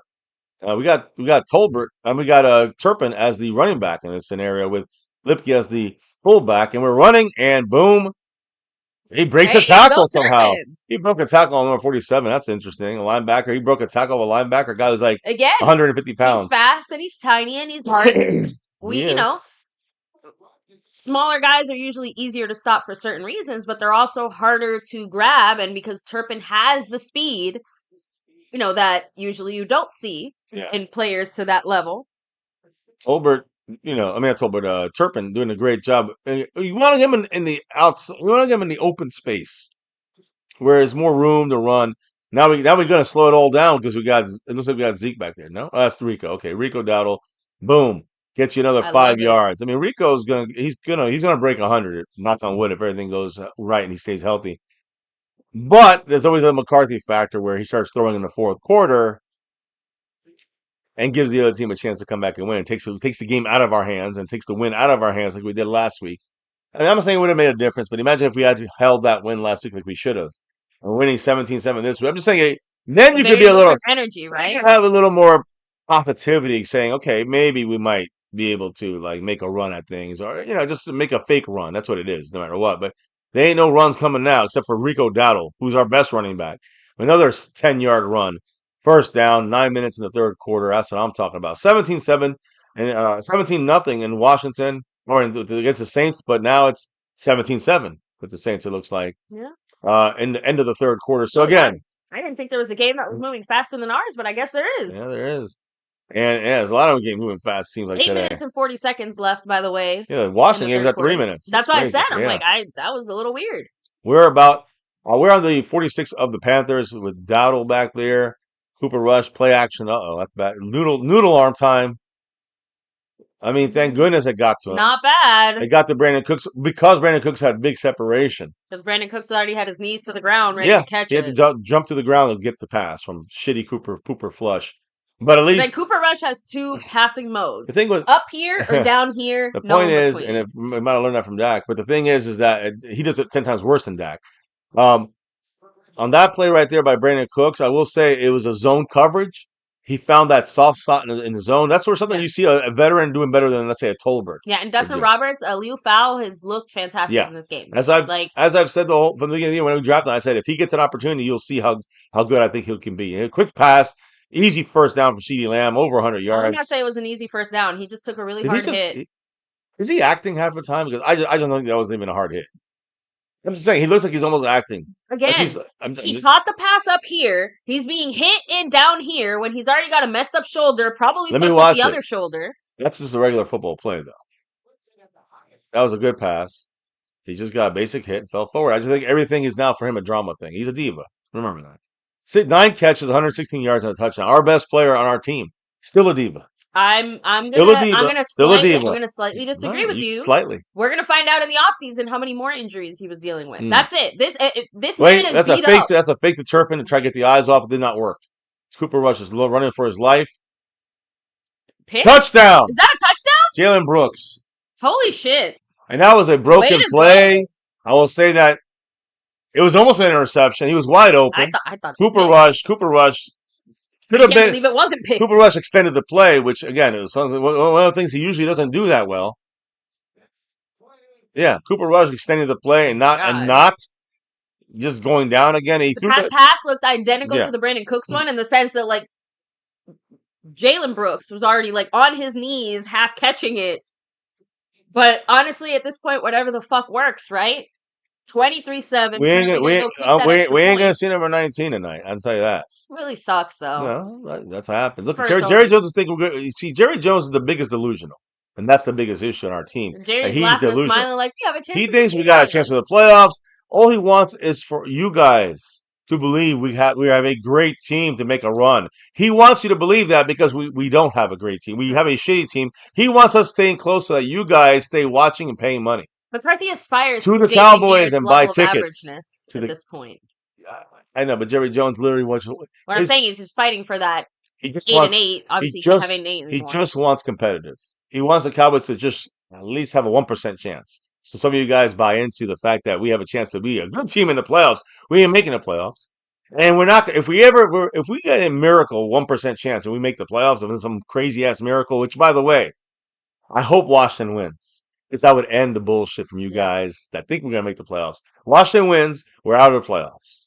If they win one out of the last 4 games, and one of them is against us, we're out of the playoffs. And even if we win all our games and Washington lose all their games, there's still other teams that have to lose, like 20 other teams that have to Jason lose. 27 said, "Forgive me for my outburst about Cooper Rush." No, No. own it because he still sucks. He's Like, not that good of a quarterback. He's just a average to below. He's an average backup with a good coach. And he's below average with a bad coach. Backup. Backup, not a starter. Dak sometimes is average when he has a bad coach. Yep, Reality Cowboy said it. Rush is still trash. He's trash. So it's all good, Wiseman. You don't have to walk back anything. You can stand on it. Yeah, but right now you're hearing a lot of Dak haters out there saying, "Told you, Cooper Rush is the future." Russell Daily 420 said, "Dak Prescott who?" That's Rain Dakota Prescott. Yeah. To you. In case you didn't know. Yeah. Still the better quarterback. Much better. Now, is he worth $60 million? He's worth having over Cooper Rush. I would rather have Dak Prescott blindfolded out on the field playing over Cooper Rush. Sometimes Dak does look like he's blindfolded. I mean, yeah, but this year he did. This year. Now, last year was the runner-up MVP, even though he got 1 vote, and Mahomes took the rest. Still, even to be in the conversation is a big deal for any quarterback. And he was the one guy, again, somebody who is hated by half the Cowboy fan base. All they say is, well, he only got 1 vote. Well, he got 1 vote. Nobody else got any votes. Jelly 44 cracking me up. He's like, the clown show's thinking, damn, and I paid Dak now too. Like, that nothing to do. Again, I hope you're joking, Jetly. Stick Aguilar 4 said, "This is a Panthers, folks." That's my thing. Who did we beat a couple weeks ago? Yeah, the Giants. People think we're going to the playoffs. Who we beat? If we win this game, beat the Panthers. A team that sucks so bad. I have never actually seen a point spread prediction that large before. Yeah, I mean, like it was like a 16.5 point spread. For who? Like for who are the Giants playing? Oh, the Giants, the Ravens. The Ravens, yeah. Basically, the Ravens are expected 17. to beat the Giants by 17 they're winning by more than that right more. now. They're winning by 21, I think. But like I said, I've never actually seen like that point spread before. Oh, I've seen them high. I've seen them high like that. So there's a kick by the Cowboys, an interesting kick, a line drive kick to the Panthers, and they get to the 30-yard line. Yeah, and Cowboys abroad. I wish that other statement was true because Reality Cowboy said Dak haters are Eagle fans. And Cowboys abroad said no, most Dak haters are Cowboy fans. It sucks. The narrative around quarterbacks has gotten really crazy, but that's because their salaries have also gotten really crazy. So listen, Dak is overpaid, but doesn't mean Dak is a bad quarterback. Dak is a top quarterback, top 10 quarterback, but he had a bad year with a team that was not helped on offense by the ownership. Yeah, Gently, we knew that was a joke. I said it. Okay, not just saying. I said that as a joke. Like, Gus should think, damn, I paid Dak now. Like, that would be some shit that Jerry would be thinking right now. But the thing is that's a Jerry's own fault. He should have waited. If he waited till the fucking sack. There Micah Parsons. Micah. And as I said, coming in the second half, Micah is a man on the mission, still a dominator. People talk shit about him, but they don't realize that he literally is a one-man wrecking crew, even if he has no sacks. He's still a one-man wrecking crew because everybody else gets sacks. Yeah. That was just domination, though.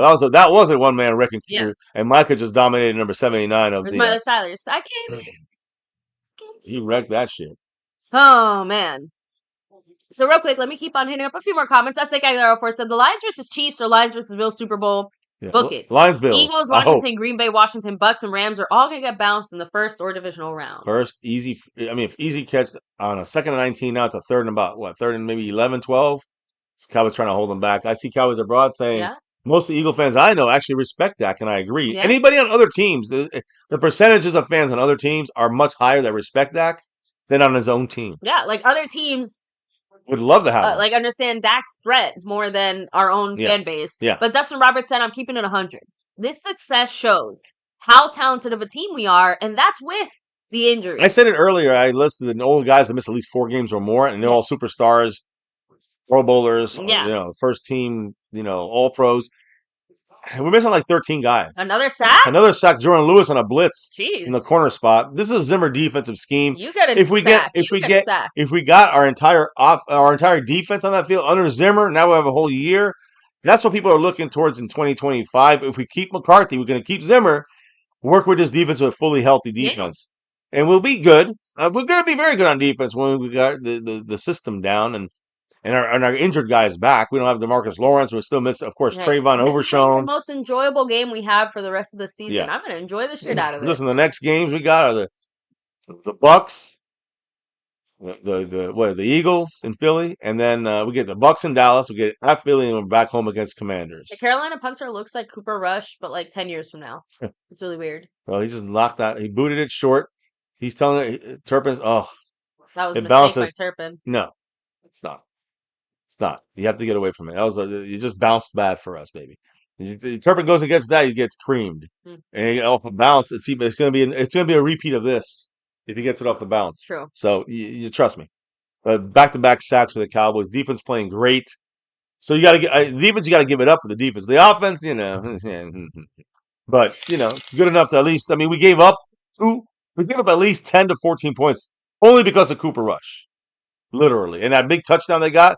Cooper Rush. Well, he helped. I fully expect him to turn over the ball at least one more time before the end of the game. But John Luna said, "Hold up." In the house with another one. Repower myself up. He's got 94 points on the He's got Marshawn Nealon represented. And he said, this $5 holler, donation for Cassie Stewart. Hey. Jerry Jones takes all the Cowboy fans for credit. It makes me mad since joining MCF and getting to know all the MCF fam. And he actually did say earlier in a comment saying that he was talking to one of his Cowboy fan friends and that he realized then, like, Jerry Jones really takes our fan base for granted.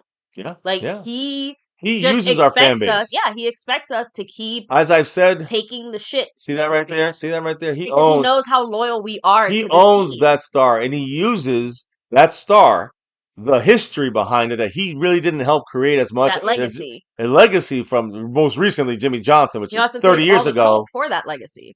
And the legacy before it. It's not about the credit either. He wants to take the legacy of the Cowboys, but forget about Jerry Jones. Before Jerry Jones, he wants to take the legacy. That's what this star represents. He wants to take that and he uses it on the fans. And he uses it on the players. That's the way Jerry Jones, Stephen Jones, they run this organization. They use the star to try to entice players. Take less money because you're playing with us. You can get more endorsements because you got prestige of playing for the Cowboys. That's worn off over the last 5 to 10 years. We've been talking about it here. That shit's worn. The players are like, fuck you. We're gonna get paid. We're gonna get paid with guys that actually respect us and want to pay us, not play games. The Joneses play games. You saw it this offseason. They played games with CD. They played games with Dak. Last year, they played games with Trayvon and Zach Martin. Zeke is another great example, right? Zeke 2 years ago, moved back into the Dallas area. He bought his new home. Zeke, another example. Because he knows. Yeah. Jerry Jones always every other back. Cowboy players know, if you make a home for yourself in Dallas and you stay in Dallas and you rep that Dallas Cowboy star, at some point in time, you will be treated as a hero. Derrick Henry's in Dallas, right, working out and all this stuff. We overlook him because, he's not old enough and cheap enough yet. But in a couple of years, Derrick Henry will be in Dallas when he gets a 1 yard carry per average, 1 yard. Yeah. When he looks like Zimmer out there. 1 yard per carry, average. So when you see that, then people are going to be like, now we got Derrick Henry. And he's not the Derrick Henry that we would have gotten this year. Cowboys just don't know how to do it right. There's Zeke running for 2 yards. And I think Rico would have got 10. You know what I mean? I just feel like we've seen a slow motion running back in Zeke. That's what it feels like. By the way, John Luna with that. We are 6 away from all those names that you gave out there, John Luna, making it count to the big raffle at the end of the month. To see who gets in. The raffle we're going to do today here, right after this game. And by the way, there's 4 minutes to go, under 4 minutes in the third.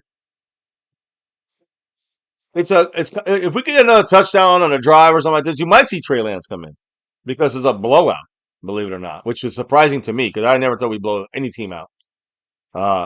And we could have been a lot more up on this team. Look what oh my God. Horrible pass. Zeke actually made that work. Just hold on to the ball, Zeke. He does. Yeah, first down. No one there knew what the play was supposed to be because Zeke was surprised. Well, the ball was coming his way. No, he wasn't. He's an outlet option. Rush literally went to him way too fast. Zeke is too slow. I was so surprised he threw the ball to Zeke. That's what I said. I'm like, it looked like nobody knew what was happening. Well, because nobody was open, so he had to dump it down to Zeke, but he did it too early. Zeke is too slow. He didn't. He's used to Rico Dowdle turning around. He's right there. Away, yeah. The ball was also thrown horribly. The ball was thrown low and at his ass. He had to turn around, pop the ball up in the air to catch it himself. That's what we're dealing with here. That's our offensive juggernaut we got here. John Luna, he said, I love your channel. I never thought I could ever support anything to do with the Cowboys. No cap. So hey, appreciate you, brother. Thank you. And oh no, it's a fumble, and we got it back. Tolbert there. I'm telling you, they had four guys. Me talking shit and said FCW. They had 4 Panthers on the ball, and it slipped out. And it popped out, and Tolbert recovered it. Now, I don't know if that's technically a fumble, but it looked like a fumble to me. I think it was a fumble. All right, no, he's down. Okay. He's down. Damn, so Rico gets lucky twice now. I'm telling you, this man has been fumbling since preseason of last year. Okay, so he needs to fix that. That worries me. Is that a reason why McCarthy kept not wanting to name him the starter or not wanting to run him as much? No. Okay. Down by contact, they're calling it. No, they're moving the ball forward a couple yards. You know what that means, though? The third fumble, we are not going to get as lucky. We are going to turn over the ball. They just pulled Rico out. They pulled Rico out. The point is that he lets go of that ball way too early when his knee hits. Like, that's twice in one game. And he's fumbled a couple other times. We have CeeDee Lamb. Is he the running back this play? Because we have Zeke is in there. So Zeke's the running back. Oh, by the way, that was Jalen Brooks' first career touchdown as a Dallas Cowboy. So just throw that out there, right? That's pretty impressive way to do it too. And he went down on the depth chart a little bit this year, but he's kind of trying to get himself back. This is why we see these guys to see what they can do to see if we need to keep them or find some more depth. If the first round pick on a running back, I'm gonna throw some shit live on screen. Well, play action. Zeke with the block pickup. There, Rush gets the ball. That was CD, right? No, that was not CD. That's Brandon Cooks. Okay. But the ball was the ball moves so slow when he throws the ball. That just shows you what a weak arm Cooper Rush has. Cooper flush. You can't go with Cooper Rush. You cannot throw over 15 yards. If you are, you're really risking interceptions. Like, you can make fun of Dak all you want, but Dak had a much. I mean, he has a regular NFL arm, much stronger than Cooper Rush. Cooper Rush is crashola. Not to bring up this fun discussion as the third quarter slowly ticks down. Seeing the Cowboys play like this in a game where everyone kind of expected all the Cowboy players to look like they Rico Dowdle looks like the first down. And do you see the difference between Rico and Zeke, the way they run? I mean, it's no question. It's like you got a guy who's like a geriatric guy on crutches, and you got a guy who's like birthed out the canal. So right now, Rico Dowdle, I mean, look, he waited. He was patient. He found the hole. Set up the hole with the jump inside and back to the outside. That canal. Yeah, he birthed himself right through that hole. And follow Lipke, by the way, on the outside. Good run. And I said off tackle is the way you want to attack this team. You see a lot better. We're doing last week run inside. We did that. We did great. This week run off tackle outside. Panthers, much better. 31-yard line. We're right there on the brink of points. This is Turpin to the outside off tackle. Another 10 yards, 11 yards. I love it. What am I saying though? Off tackle runs. We've got most of our yards outside the tackles, which is where the Panthers are having a big deficit. It's disappointing that this is the most we've ever seen Turpin involved in our actual offense. Yeah. Like, how stupid is that? Well, the only good thing is now somebody finally has to say, more Turpin on offense, please. You would think so, but look how long it took us to say more Rico on offense. 3 years for Turpin. Not holding out hope there. 3 years for Turpin. What? 4 years for Rico, I think? I don't know. But what I was going to say earlier is, okay, so in a lot of these McCarthy discussions, we keep talking about how much he sucks, all this stuff. But one thing that got kind of hit back against that was the Joneses and others, false start, by the way, saying, this team has not given up on McCarthy. And we kind of thought that was bullshit. And I have to be honest, while I still think it is more bullshit than not, the fact that we have players out here still playing, still fighting, still trying outside of their personal interests, whether it's true or not, it adds to the narrative of why McCarthy will be back next year. That's what I want to say. It doesn't matter if it's true. But here's what I'm saying. It's how the Joneses are going to take it. It doesn't even know how they take it. It's not the way they're taking it, baby. It's the way they're constructing it. They I want mean, to yeah. feed you that he's Of still. course, it helps Jerry if you build the narrative that McCarthy. Oh man, even though we have all these struggles, I mean, these players are playing their heart out for McCarthy McCarthy. overcame it. Yeah, overcame Dude, it and no did the right offense, but things. Micah Parsons even said it a few weeks ago. He's like, I mean, McCarthy's my coach. I wouldn't want to see him go, but like those decisions aren't up to me. What I want is good play. Like I want good players next to me. I want good players next to me. You can take some of Micah's comments however you want, but his comments definitely didn't sound like a player who's playing for his coach. It sounds like a player who's playing for him, for his team. His team happens to include the coach, but he's playing for his brothers next to him. Yeah. He's not playing for McCarthy. I think that is more of the driving factor. I said it earlier too that Kendricks gave a huge shout out to Overshown for the revitalized energy that he brought. That basically had Kendricks playing up and playing more energized Lou because he's Fowl like, yeah, learning Lou from Fowl learning from Overshown. Overshown and taking that same energy and playing with Yeah, that remember being reflected Lou out there on the Fowl field. played behind. He's the backup to Overshown, so he played the same defensive style that was taught to Overshown in this defense that he had to take over in that spot, and that's what he's doing. So Lou Fowl doing a great job feeding off of the Overshown style, and Kendrick gets to play better when he gets a guy that plays like an Overshown style kind of situation in this defense, Yep. which now, of course, was Overshown. Now it's going to be Lou Fowl, the rookie, number 35. John Luna ain't no rookie. He's dropping that 5 on it.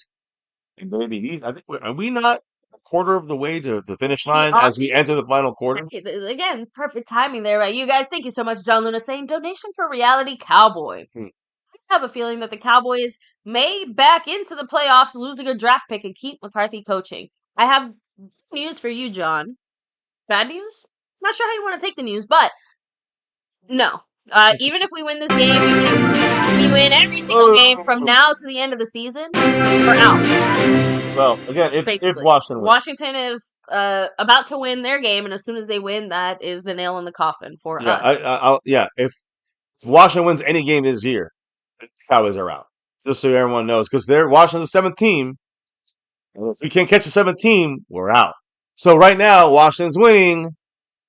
And even if we win, we can't catch them. The season's over, which is already over.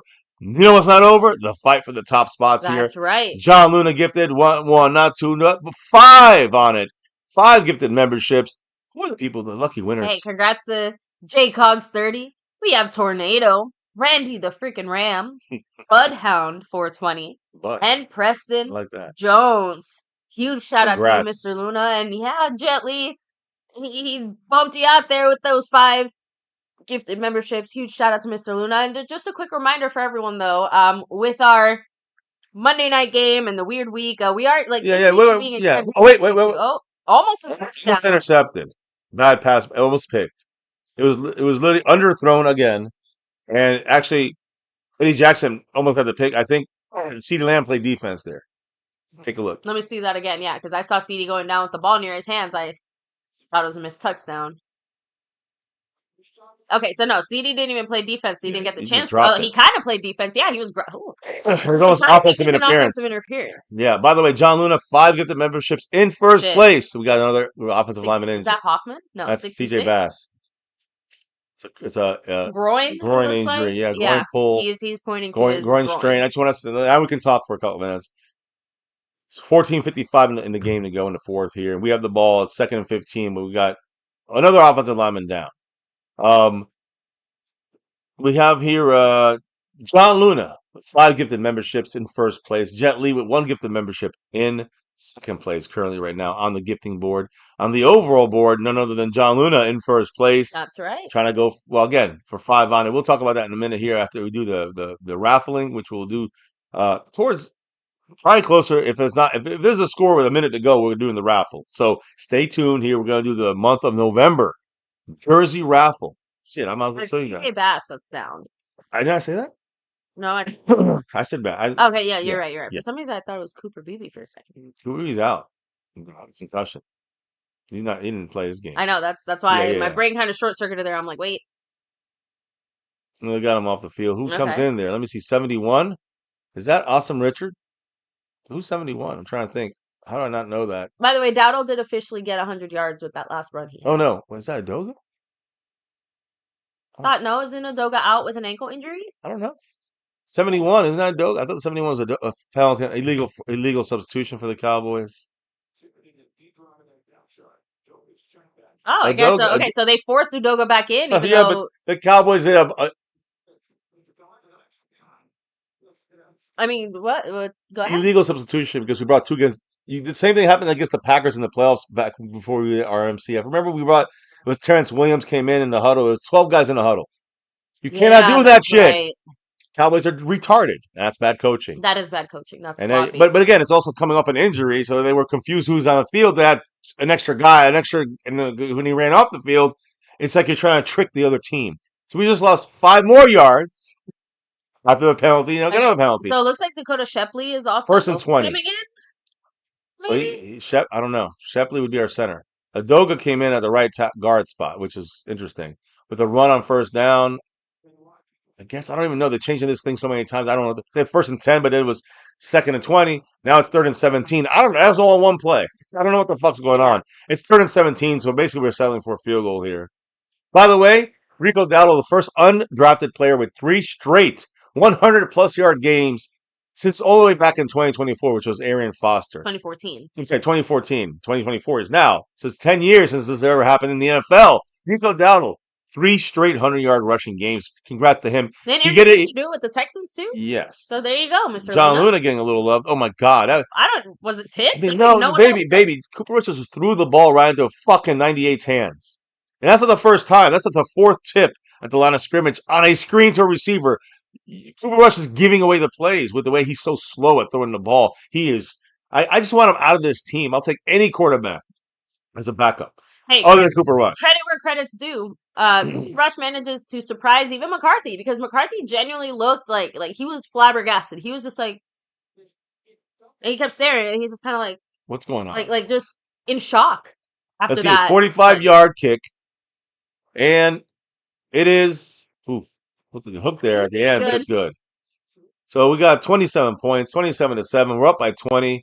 By the way, I know you were taking your little halftime break when I mentioned it, but one of the reasons that I said that it was like knowing more now, it actually was a mistake for McCarthy to have attempted the 70-yard field goal during these circumstances. But what do we mean by bad weather? It's not like raining or anything, but remember, the colder the air, the more dense it is. The ball does actually have a harder time moving the colder the weather, and that includes passing too, which is why teams that, that's why those cold weather teams or those warm weather teams tend to struggle in the cold weather, and why being able to play football in the cold is such an important skill for players.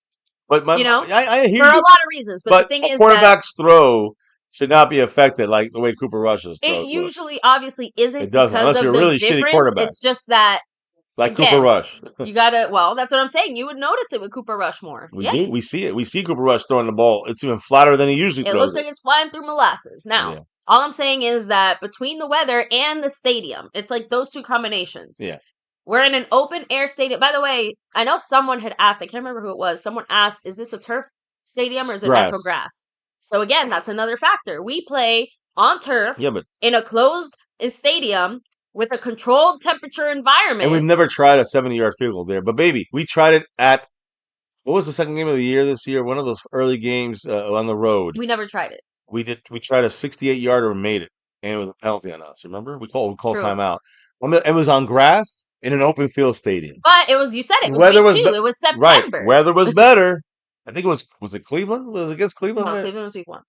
All right, maybe it was week 1. I'm just saying. Was it Cleveland? Week 2, we played at home. We got our asses canned to us. So I don't know that game. Okay. It was on the road, and I don't know which game it was, but it was one of those games where we hit it, called timeout. I think it was the Browns. And we hit the field goal, so tied the record or went away from the record. Would have put him in the Hall of Fame. And bad coaching fucked it up. And then we decided not to kick the field goal. Sorry, Cowboys Brock cracked me up. I'm going to read John Lewis's comment here in a second, but he said, "Damn, with the lineman injuries, we might have to put Zeke back at center." I figured that would get a laugh. Go back to the Kellen Moore offensive juggernaut.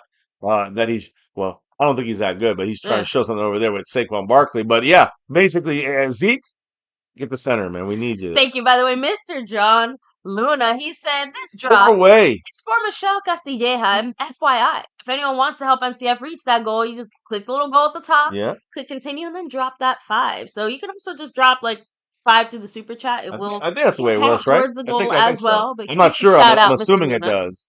I think it does. Yeah, all you need to But do is huge shout out, Mr. Luna. yeah. Appreciate you. And yes, guys, we're only 4 dings, so to speak, away there from reaching that goal. Remember, it does have to technically be $5 or more though. Yeah. To count, because I know Get some other dollar drops, something like that, $2 drops. Yeah, I just want to make sure everyone's yeah. clear on like what counts. We should get there. We're 4 away, and again, that's when all these other requests then come through. Was it raining? Okay, no, I think it was just a weird camera angle for a second. I thought it was raining there. Bryce Young is 12-15 with an interception and a touchdown, 158 yards. Not very good numbers. Even they're all very, very much drop down, just dumping down kind of stuff. See, when you get a rookie quarterback, you might get one like him. It ain't that good. Ooh, nice tackle there by Malik Hooker. Unfortunately, they gained 8 yards. So now it's 2nd and 2. Now, the time is still ticking, where we just went under 14 minutes here in the fourth quarter. I'm actually really surprised because the way that the first half of the game went, we played the first half of the game in 1 hour. Not joking. 2 p.m. halftime hit. So this second half has definitely been extended a little longer. Hubbard gets a first down there on a little run, 5-yard run up the middle. They're moving. Game's far from over. Hey, Trust me. I hope they run the ball all the way to like 8 minutes left and get no touchdowns. The thing is that's one of the things I think the Panthers made a mistake on. Was not running the ball as much as they should have against us. Early on, like you think they gave up on the run too quick? I don't think they even started the run. All the things you see from number 30, who's their hit. All the things you see from number 30, who's the running back, Chuba Hubbard. All you see from him is catching the ball out of the backfield. That's where he gets 90% of his yards, total scrimmage yards, come from the air, not from the ground, which is insane. Do they not trust their O-line? Is it that much of an issue? Oh, I guess. I mean, Bryce Young was sacked 4 times today by 4 different people. So, yeah, maybe they just don't trust their O-line. I wouldn't either. They don't have a very good one. I mean, but our O-line is questionable. Micah with another almost sack, by the way. Man, Micah's pissed. He wanted a flag. There's no way. He had to be out of bounds, right? I think he was out of bounds. The ref is a flag. He can't be the first one to touch it. So if you went out of bounds and he didn't have a hat on, that tells me that he was out of bounds. Watch. If he steps out, he cannot be the first guy touching the ball. Yep. Yeah. So is it a penalty? It's to be a flag. Okay, so because he was out of bounds, it was automatically out of bounds. Okay. If he came back in fully and caught the ball in bounds, that's a flag. That's a flag. Okay, correct. So good to know because I was kind of confused. I'm like, should that be a flag? Because he caught the ball and his foot was out of bounds already. It's like it's a regular out of bounds. It's like catching the ball out of bounds. Right. Normal. Exactly. But if you get out, like you said, if you get out of bounds and then fully get back onto the field and then get that catch, that's where that comes in. So. As you can see, we're wearing our Navy jerseys today. I was going to wear a Navy jersey, but my Navy jersey is Dak Prescott. Well, yeah. There you go. No, there's a run, 1 yard. I will say our Cowboy running defensive run defense has been fantastic in this game against the Panthers. They've done a solid job. But when you look at it this way, the Cowboys actually are very much better than I talked about the other way. When we have the ball and we run, we should be running off tackles. They are a little bit on the weak side when it comes to stopping the run. I'm sorry, we are surprisingly, we are weak at stopping the run, but they don't run that much. So that's where we kind of even things out. Bryce Young is not a very good passing team. Although 4th and 7, they get a first down and more with Thielen. Hey. Big shout outs to Traveling Fools. Remember, on their way to score something. Remember, for a total of 12 months, a year. Big shout outs to Traveling Fools, who's a Miami Dolphin fan on the After Dark session. Appreciate you, brother. Like, yo, 12 months? What the fuck is wrong with me? Go Cowboys. Go Cowboys. A lot of things, but not that. Thank you, Traveling Fools. Just messing with you. Thank you. And one of these days, we have to push that Japan thing down a little bit, but one of these days we'll be contacting you about that. Won't be right now, but it'll be soon. Leo Fowl trying to pull the ball out. I love it. I love to see Leo Fowl just be extra a little bit sometimes. So it's a lot harder to have any kind of trip when you have kids in school. Yeah. So got to work around the school schedule. And so far, the school schedule does not have a Japan timeline in there. Yeah. So 2nd and 2. Work it out. 2nd and 2. For the Panther. We'll get back to you, Trevor. But definitely much love to you, brother. And see you in the After Dark session. Yeah, oh, gosh. That was Micah. First down for the Panthers. Damn. We're giving him a touchdown this drive. It's going to be 27-14. Is my guess. It's going to be eventually here in the next minute or two. I'd be more upset about that if we didn't have the lead that we had. I almost kind of wish that. Yeah, Micah just needs to be careful with that. I just kind of wish that. I'm not gonna say it. I just wish that. I don't know. I'm not gonna say it. It's not right of me to saying as a Cowboy fan, but just I'm looking at our draft pick slipping a couple spots now. You know what's funny? I know I said this when we first started on this unfortunate injury situation. 4-yard gain by them. But I think too many Cowboy fans get too hung up on a top 10 pick. And let me clarify, that's not to knock the importance of it or the impact they can have. But we got CeeDee Lamb at what, 15, 16? 17. We got Micah at 11. 12. Yeah. I'm just saying that there are impactful players that will do and can do good for you at anywhere there. If we have a top 15 pick, and we have Will McClay is the key there, but he, might have made a mistake with Mozzie. Oh my God. How did Bryce Young not get sacked? What I was going to say is I trust Will McClay to do a good job on finding that, but what does the front office want? That's why I said if the front office goes for a running back in the first round, you're going to see me throw some shit. That is so fucking dumb. Well, baby. Right? Baby.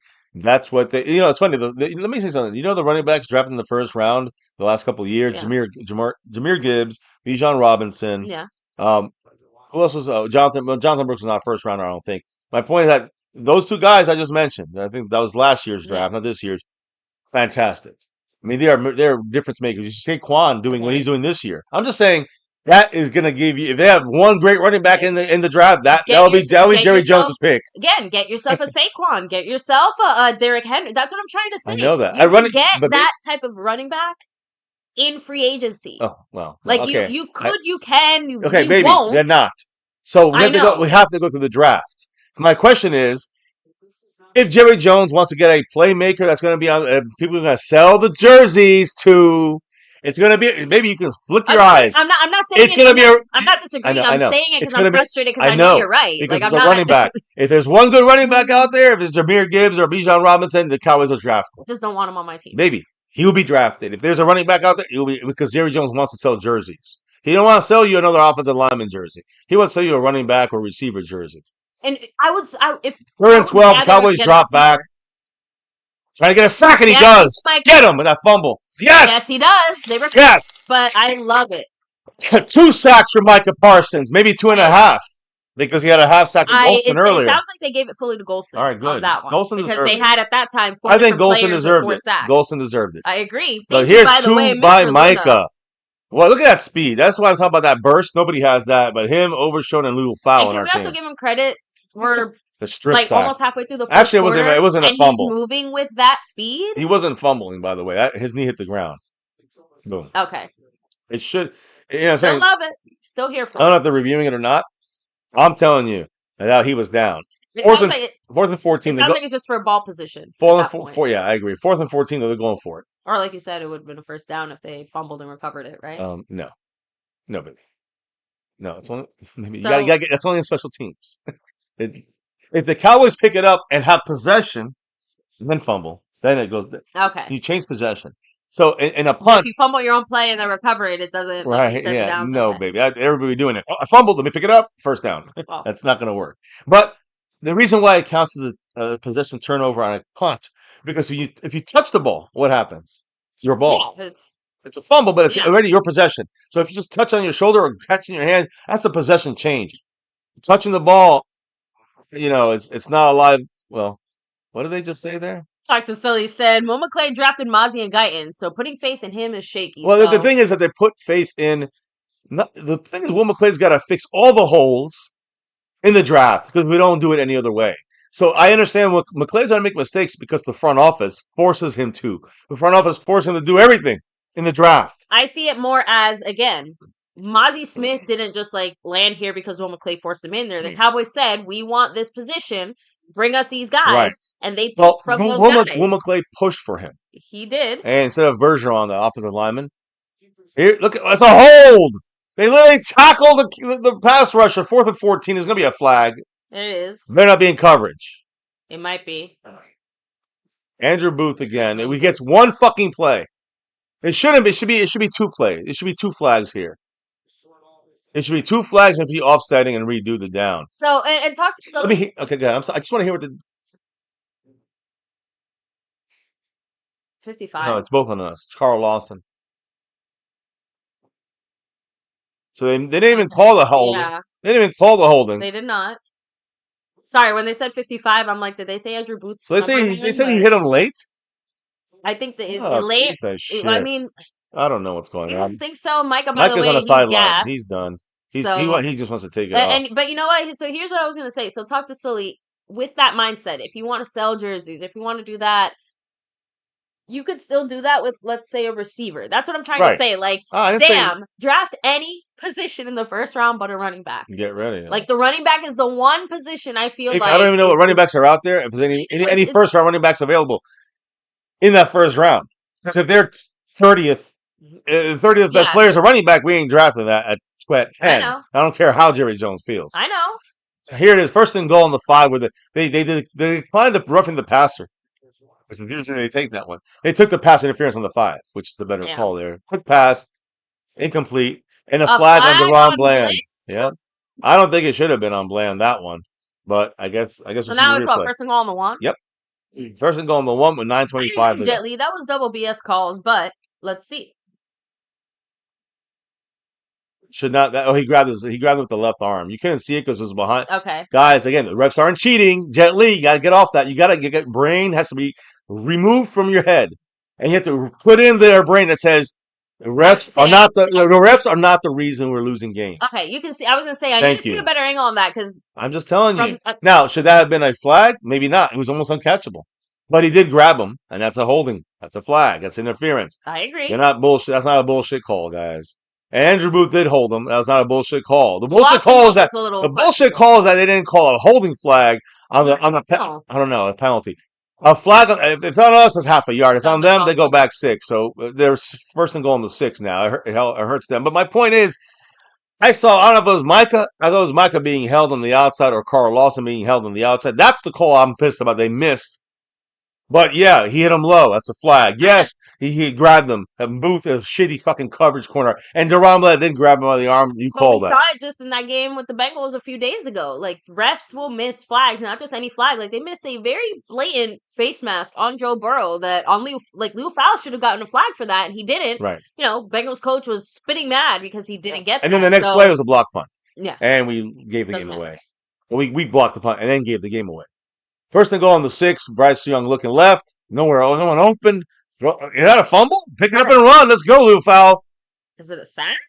No, baby. It's incomplete. But the point is that Leo Fowle look at this. Huh. Leo, I like Leo. Oh, come on now. He just put his hand right in his face. He's talking some shit there. I know. He walked up to him. That's okay. He could walk up to him. I know. Let me see that ball. Is it? It's forward. It's throwing. Yeah, incomplete. That is a fair, valid point. That's why I said that it would personally hurt me. He's like, Mrs. C, Jerry cannot sell jerseys selling Micah or Guyton jerseys. So this year we will draft the next Ezekiel Elliott. Like, I'm thinking like Jerry. And I'm not saying he's not agreeing with it. I'm saying a receiver or a running back. But even a receiver, like he kind of said it, it wouldn't have that same impact because we have CD with the 88. CD's like it's not, The running back is what he wants to showcase. Oh, Micah double teamed him, gets in there. Oh, on the outside, touchdown, Bryce Young. There it is. Just so we figured it was going to happen eventually. It was 4th and 14. We got 2 flags against us. Yeah, roughing the passer and pass interference. They missed the hold. I'm going to say that. I already talked to Sully. They missed the hold, but it is a shitty, sloppy game by both teams. But these are shitty teams. You got combined 8 wins, 18 losses between both these teams.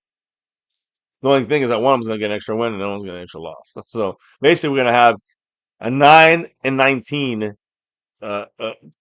couple of teams combined here. By the way, Micah has 8.5 sacks this season. So in case you're wondering, since Stephen Jones said, well, we have to consider if we want to re-sign guys like Micah. Are you sure? Maybe. And you got to remember one thing though, and if we tag him, he'll be in 5 years. He'll be with us for another 3-4 years. And then we're just going to let him go because he's not going to be worth the money. That's what the Cowboys could do with someone like Micah. And I have a feeling that's what the Cowboys will do with him. But it's 14. I don't even disagree with using the franchise tag on Micah. I think that's a smart move for everyone, Micah, and us as an organization. Um, I think it's going to take a Sisyphean effort to build a defense around anyone but Micah for the foreseeable future. I think the smarter thing to do is to sign him to a maybe slightly shorter contract after the tag, so you don't end up locked into Micah too long term, so you can move on from him when he begins to start his What if decline. Micah? You know, What he if will still Micah have wants? enough left in the What tank if that he Micah wants will. a? What if Micah wants a no trade clause or a something like that, which you might see someone like Micah kind of bring up. You seeing? Have we So, seen any other defensive players have no trade clauses? Like, just throwing that out there. I We don't should be able to remember. see it with I QBs. don't recall. Okay. But he may be the first. Just saying. Do you think that Micah If he can does that, the command Cowboys say that? he can try. He would have to, again, everything is a negotiation. If they have a no trade clause, I guarantee you that contract will not be longer than 3 years. If that. Like, it would be fine. No trade I clause, wouldn't 2-year deal. I wouldn't even worry about a tag. 3-year deal. Thing is, he won't take that deal. So he'll have to get. That's what I'm trying to say. When you look at the negotiations and all that stuff, it ends up being at Micah and Jerry Jones. Maybe And he then gets more guaranteed money, but less Mike, overall year. we Like, can you know talk what I about it all mean? day long. My point is that Micah Parsons will not take it. It'll be a 2-year deal. Micah already said that He won't take he a 2-year would be deal. willing to take a Money, deal that gets. money, Okay. not 2-year deal. Because that no players want to go that short. They And got a 3 or 4 year deal at least. So what I'm I'll, trying to say to you is that going by what you're saying yeah. in the negotiation, it's going towards a couple years of tags, and he's gone. That's what I'm saying. So, and by then he will not be his top game anyways. At that point. That's all I'm saying. I'm being real. I know. I know it hurts the feelings The of people. Cowboys would That's the be reality. dumb to tag Micah more than once. What you want to do?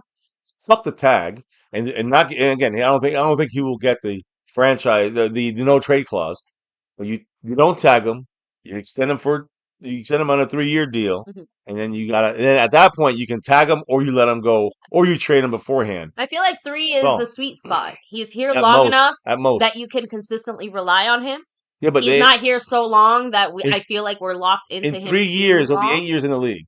In 3 years, 8 years as a pass rusher, he ain't gonna have it anymore. He'll still be good, but he ain't gonna be great. I'm sorry, guys. Father Time No, so maybe he ends up more is like, again, never based lost. on Micah's own comments, maybe it's more of a DeMarcus Lawrence type of situation Oof. where, again, Wow. you compromise on a few Look at things. they Tank, giving the ball short there. Turpin They almost did. broke it. Man, I'm just saying they kicked that ball like he's a a fighter. they They're kicked in a that fight. they kicked that ball on the 18-yard line. And he was ready down the field, so he got a good run back there, but he only had 1 or 2 guys away from going all of the way. By the We way, only have 3 minutes left, guys, oh to shit. hit the goal. Mr. John Luna just dropped a $5 holiday saying we only have about Boom. 3.5 minutes. Oh And you shit. didn't read my last drop. I am so I thought, baby. I remember him. So Yeah, let me give the proper time and space yeah, here forget the game. for Mr. Let's John talk. Luna. He said, "This drop is for traveling fools and Wow. congrats. Yes. But riddle me this. Why or how are the Cowboys winning by 20 points going into the fourth quarter? How about this? The Panthers were favored to win this game. First time in 33 games for the Panthers, by the way. 2 years. It's been 2 years since they've been favored in any game, the Panthers. This game, they were the first time they were favored in 2 years, basically. Again, we got extremely lucky that 2 of our touchdown passes, instead of being interceptions or incompletions, that our receivers came through in a big way. Also, you remember that we lost 10 to 14 points because of Cooper Rush. Yeah. On his own. Which is crazy to think about. Yeah, because we could be up 40 right now. 40 to 14. Anyways, here's Zeke, or that's Dowdle. All right. Dowdle run. Look at this. Still getting yards. Well, 8-yard run on first, 7-yard run on first down with 8:59 to go in the game. Now, John Luna's other drop, and I'm sorry, I missed it. You missed it. We got to get on that. No, hey, it was a. Well, we missed. Now we are back too, baby, because we got John Luna, who just dropped another 5 on it as he's trying to get. I already read that other one. Okay, that's right. You did read that one when you. That's why you get you to read the other one. Anyways, John Luna once again he said donation, and this one is for Jet Li 44. So Jet Li already has one. Thank you so much. He gets another one. Yep. Thank you so much, Mr. Luna. Appreciate you, and I can, again, we're a minute away. Ooh. What happened there? I missed it. Damn it. I looked away. Dowdle again. See, that's the thing we didn't do against the Bengals is we were running the goddamn ball in the fourth quarter. In the Bengals, we just start throwing. We were 3-and-outs like 3 times in the fourth. If we Gave carry them anything from this game moving forward, at least from a McCarthy perspective, we need to have a more balanced offense, which unfortunately probably gives more credit to us bringing a running back. Anyway, donation for Jetly44 there. Thank you, Mr. yeah. Luna.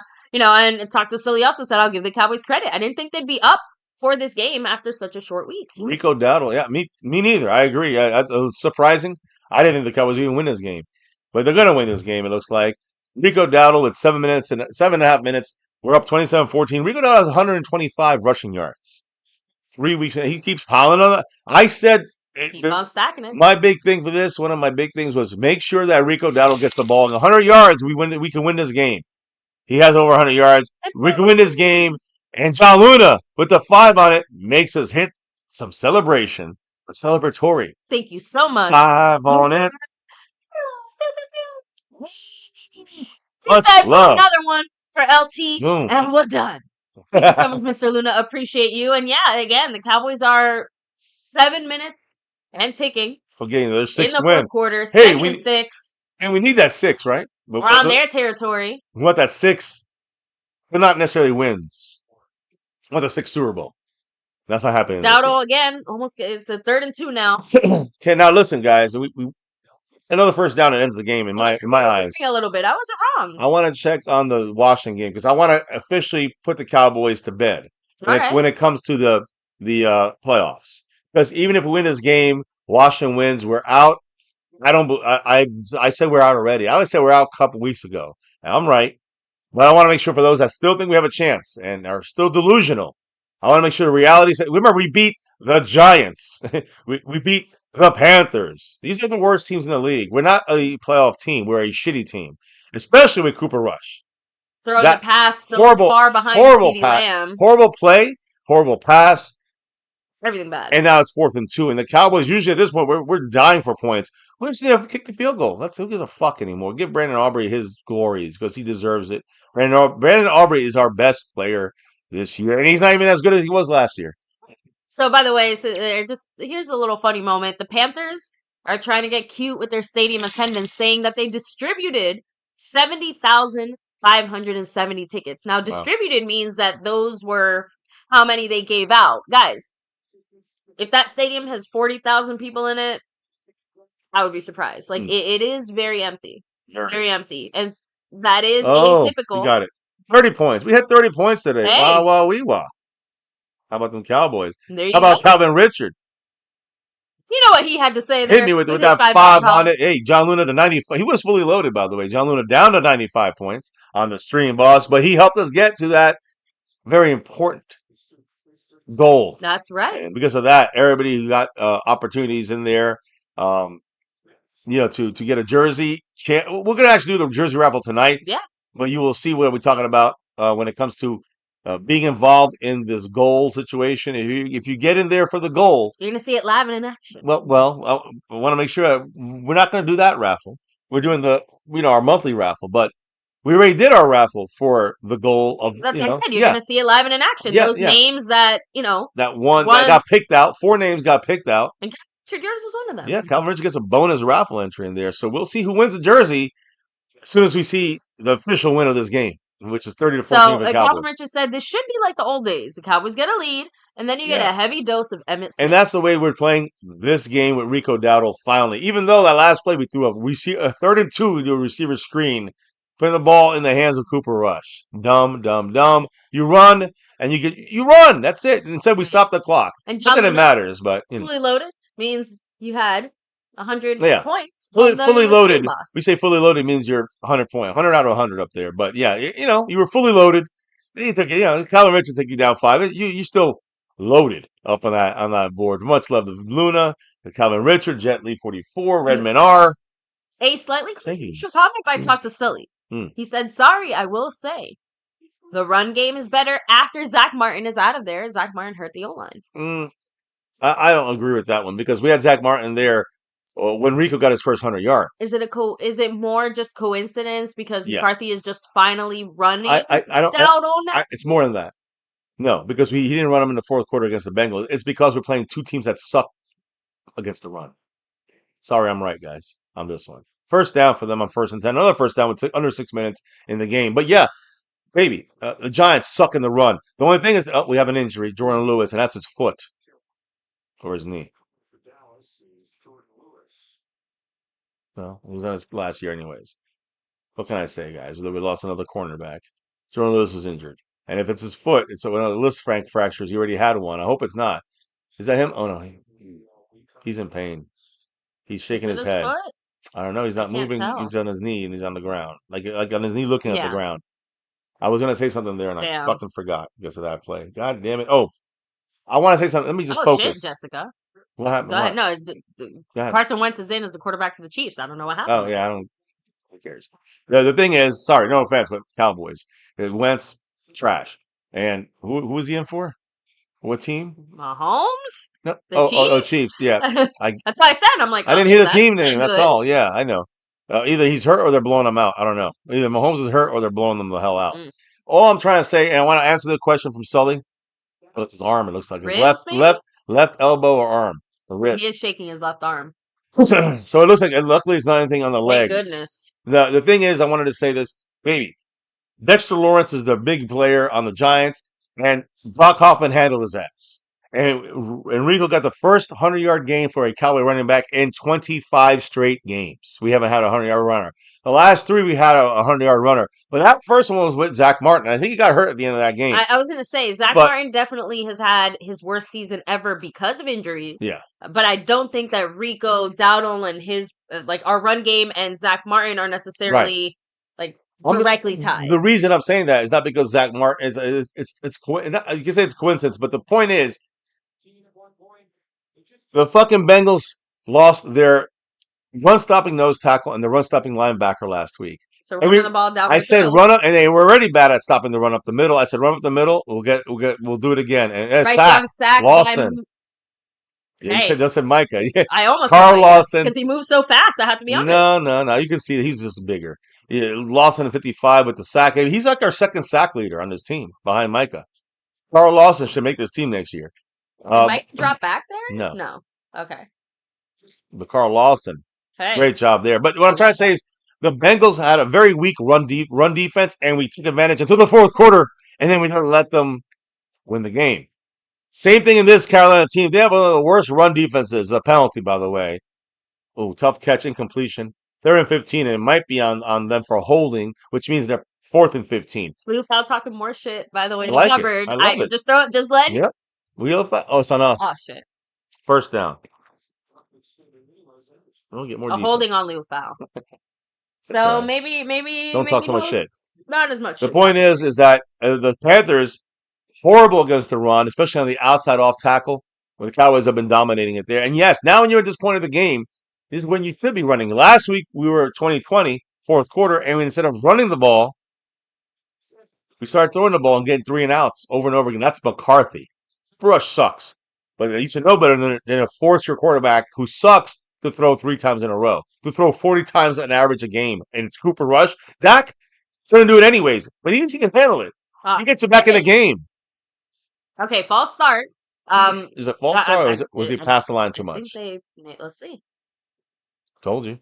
Maybe once he steps into the neutral zone too far, it is done. Uh-oh. John Luna said, hold up. Another one. A $10 holler for the great John Luna. Thank you so much, Mr. Luna. Man, you're the man, brother. Thank you for really keeping things afloat in a a horrible season. And I appreciate you representing the state of Texas, I guess. We're in Florida, representing that star, the Texas Star, right? The Lone Star State. But I appreciate you. And he's a Houston Texans fan. Lone Star because only one star matters. But he's a star. He's the star of the last 5 weeks on this channel, even farther back. I appreciate the brand new man, John Luna, who's got 100 points in the stream, boss. And we'll tell you what he said in a minute with a flag on a 1st and 5. I'd say holding. It sounds like so many flags. Sounds like it's another Andrew Booth penalty. He's a trash. Oh. Lawson. All right. Was it 55 or 25? 55. They said Carl Lawson. I'm just asking. I turned a 5. All I heard was a 5. Andrew Booth was offsides. Where the fuck was he? Well, that's what happened. Baby, that's what happened with him. I know. He was playing press. John Luna said, do y'all think that the receivers are getting used to how Cooper Rush throws the ball? this game and a couple good catches by receivers adjusting. Weakly thrown, but the receivers made really good Yeah, adjustments. you can't. Here's the thing. Maybe they are getting used to it. It's not a positive. You don't want to go anywhere with Cooper Rush. If we end up playoffs with Cooper Rush and he throws the ball, I'm sorry, there's only so much adjusting you can Yeah, do. your receiver should have a catch awareness radius of like 17 yards. Yeah, you shouldn't have all 3 or 5 or oh my God. Boy. That was a bad pass. Speaking of, But my point is that's you do not ever want to. Some Dak haters will use that excuse. John Luna's bringing up a great point, but just to clarify that, no, I don't think that whether they get used to it or not is one thing. It's more about the quality of the receiver. CeeDee Lamb definitely can twist and contort to make a play, and not every time, but he will make a. But Tolbert, Jalen Brooks, even Brandon Cooks, these guys will not contort, and they do that on a consistent basis to keep Cooper Rush a viable quarterback. Cooper Rush is trash. Jet Li, I hope so. He said he feels a pick 6 coming. Let's do it. That'd be fun to see that. Come on, call it for me. Wow. Don't tell me it's a defensive hit on the receiver. Kendricks literally tried to stop himself. Andrew Booth is celebrating like he won a Super Bowl. I guess he better. That's his best play of the year for him, which is just basically playing defense without a penalty. Yeah. But they wanted a cheap shot on Kendricks. They kind of ran into him there. It wasn't on purpose. Oh, he did kind of go into him there. They could say it's a defensive receiver. It felt like Hubbard kind of ran into him more. Like, does that make sense? Hubbard. Or more, sorry. Like more, yeah. Like it was like just, Kendricks was just kind of standing there. I think Kendricks did not target him. He just kind of was going to hit him if he caught it, and then he tried to pull back at the end. That's what he did there. I think you don't call that play. To be fair, though, if they called that earlier play on CD saying that they hit him as a defenseless receiver, but that one looked more targeted. But still, if they called that other one, I would feel like they should have maybe called this one. Pass, there's a pick. Mukuamu. Hey. Number 24. He's going to be a pick 6? All the way back? Oh, no. Jet Li. No. Jet Li with the call right there. You called it. Good job. We got the pick, but not the 6. Let's put the 6. But we did get it. We did get a pick 6. Add his numbers together on his jersey. Boom, 6. We got a pick by 24, which equals 6. See, I saved you, Jet Li, with the call. So much. I love that. And we won this game. It's a win for the Cowboys.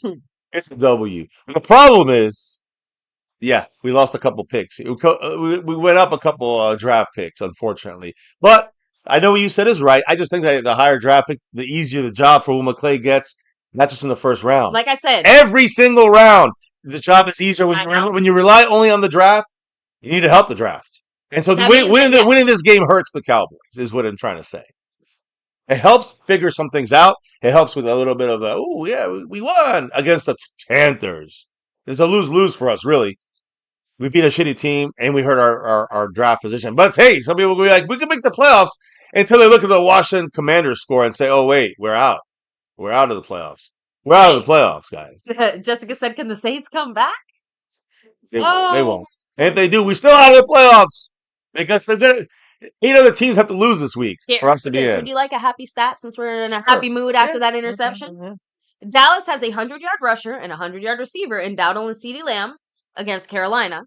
The last time we had that happen was in 2022 at Green Bay, where Tony Pollard had 115 rushing yards and CeeDee had 150 receiving yards. Wow. So there you go. It's been a while. It has been. It's been a while. The fact that it was against Green Bay, I think, is slightly more ironic. But the problem is that unfortunately for the Cowboys, Micah looks dead. He's getting oxygen. Well, this is good. It's a good, how many of these guys going to be here? Is Kendricks going to be here? Maybe if Zimmer is here, the Cowboys should sign him. Yeah. I think we should keep Kendricks if we keep Zimmer. That's a package deal to me. And if we keep Mike McCarthy, we probably keep Zimmer, which means we keep Kendricks. Do you think that we might see more returning guys like Kendricks, not just if Zimmer's here, but because with the Overshown injury and everything else, like maybe we want to keep that? There's nobody else really. Maybe there's somebody. I mean, Kendricks is the reason why he's here because he helps with the defensive set and the defensive scheme. That's why we have Hendricks. Eric Kendricks is not here because he's a fantastic player. He just knows the scheme and he's really good in that scheme. Yeah. Now, I will say this. He wanted to be here because he wanted to start over San Francisco, which he did, and he showed out. He might just go somewhere else because somebody's going to ask for his money, and for him to get. That's why he did this to Dallas because he wanted to bounce it off a 1-year deal to go to another team and then get bigger money. The Cowboys will not pay him big money. So Jordan Lewis, by the way, is questionable to return with an elbow injury. Yep. Really sucks there. Reginald, I think it's the elbow, not an ankle or a I know, foot but or Reginald knee. Trudeau, uh, you're absolutely. He said Cowboy fans need to let AT&T Stadium look like this Panther Stadium in attendance for the remainder of the Guess what will season. happen? That's exactly what's going to happen. That's already happened, Yeah. except the other team's fans end Yeah. up filling those seats Well, because that's they what. all want to come to big, pretty old AT&T Stadium Yeah. and watch their Super Bowl, which is Did he beating the fumble? Dallas Oh, I thought he Cowboys. fumbled. Okay.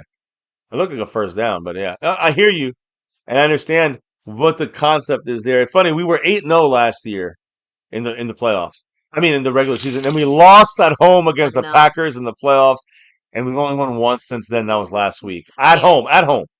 John Luna, is it another one? Yes, it is with a $10 holler. And Hey. with that, and the time ticking on down and, holding up our end of the bargain here, he said, when will y'all be doing the raffle to get into the raffle? I want to make sure I tune in. Great to see y'all in good spirits with 4 minutes to go. Last time I left early, the Cowboys went into overtime, I think. Thank you for sticking it out with us. So make sure we get that win. Now we're Yes. going to be after this play. It'll be under 3 minutes. We have a 16 plus two Yeah. score lead, So and we have the ball on yeah. a second and as 7. far as the target raffle, we'll be doing that more towards the end of the month, right? Yeah. But the raffle Well, for not at this the end, but we month, usually will do that. Let's say either it would be like January, the first week of January. We do I mean, we can't really do it at the end of December because it depends on where it ends in the week. So if it ends in a point where we can do it, we'll do the raffle. yeah, Literally like the either very end, the last day of December, which this year it won't be, or the first day of January, which yeah. this year it won't be. But it will be this month. It won't be, but it will be soon after the early January, the first couple of days of January. When we go live, we will do the not the main, not the raffle for the jersey. We'll do the raffle for the goals that this man right here helped Yes. everyone with. Now, Get in there, and we today we're going to do the November raffle, which I'm going to do now, basically for one of these so I said we got to jerseys. hold up our end of the bargain. We said, if we were winning and we got the ball back around this time of the game, that we'd do it a little early while we still had people here, watching and hanging with us, right? Let's Huge go shout do it out to now. everybody here. And let me see. Feeding King said, "Can we get the shovel to start burying Panthers alive right now?" Again, Yeah, that's what we're doing. you're We're watching running the it. ball with Dowdle. Under 3 minutes left You in the guys are game. literally They've watching it used happen. all their timeouts, which means that after the 2 minute warning, it's basically just one first down, Yeah. and that's it. Yep. I mean, if we get one more first down, not if we get one more first down after the 2 minute warning, Yes. it ends. Listen, the reason why they're doing this is because it was 2 scores. If it was 3 scores, they wouldn't even call timeout. Yeah. Rico running another. I mean, he's at what 140 right now, 140, 150 yards All for right. Rico Dowdle. And perfect timing because we're going to hit the 2 minute warning Let's do here. the, We're let's do the definitely not raffle. going to run another play. So thank you to everybody here who, by the way, helped, contribute towards the goals, is in the memberships, all that stuff that Yes. gets you into these raffles. Again, we appreciate you all. Boom. And by the way, I know it's more of the after dark side of things, but all the jerseys have already gone out. So Mr. Luna, you should be getting your jersey. Yes. Fingers crossed in the middle of the week, if I remember the tracking information correctly.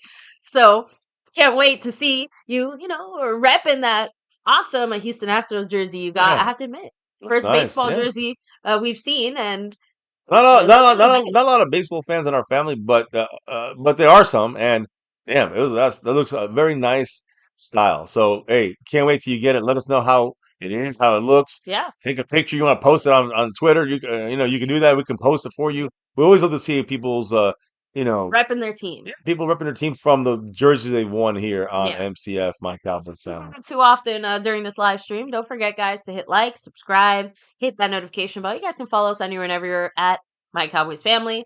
Hop in the Discord as well. Link is down below. Now, guys, Seabass, 2 of them because last month he was in the over everything. That's right. Then we got John Luna and the Lunatic in the star levels. Now, that's it. That would be the regular raffle would be that way, but because of our very cool new features here, and mainly because YouTube allowed this. First off, John Luna, he's the weekly winner. That's for right. 1, 2, 3 weeks out of the 4.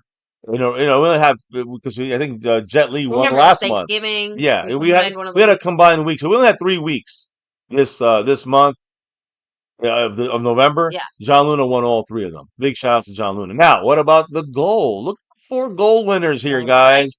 This is from the raffle we did a week ago. And we look forward, and you can up your chances. There's a lot of things you can do here. So for everyone who helped contribute to our goal today, That's where it says goal there. Next time we do a raffle, that's what we're doing it for. To Right. see who four Right. is going to be We entered had for. like 70 names with some people with multiple chances, but John Luna with the most chances got picked out of that group there. And it's all a raffle. It's all random. We do 4 names. John Luna, Skeptical Fan, Calvin Richard, and Eddie Pulido, who I think 2 out of the 4 are Houston fans, by the way. Eddie Pulido and John Luna. So any team, any sport, of any player that we have available, any size and style that we have available, which is a lot. So, you might not get a kicker's jersey, but you have definitely a lot of options, a lot of legends, historic legends, and current players. So, maybe let them know one more time. What are we going to do this raffle for? This is one, and it's just Your one choice winner. of an authentic, like, stitched in jersey. Again, any style, any player, any size,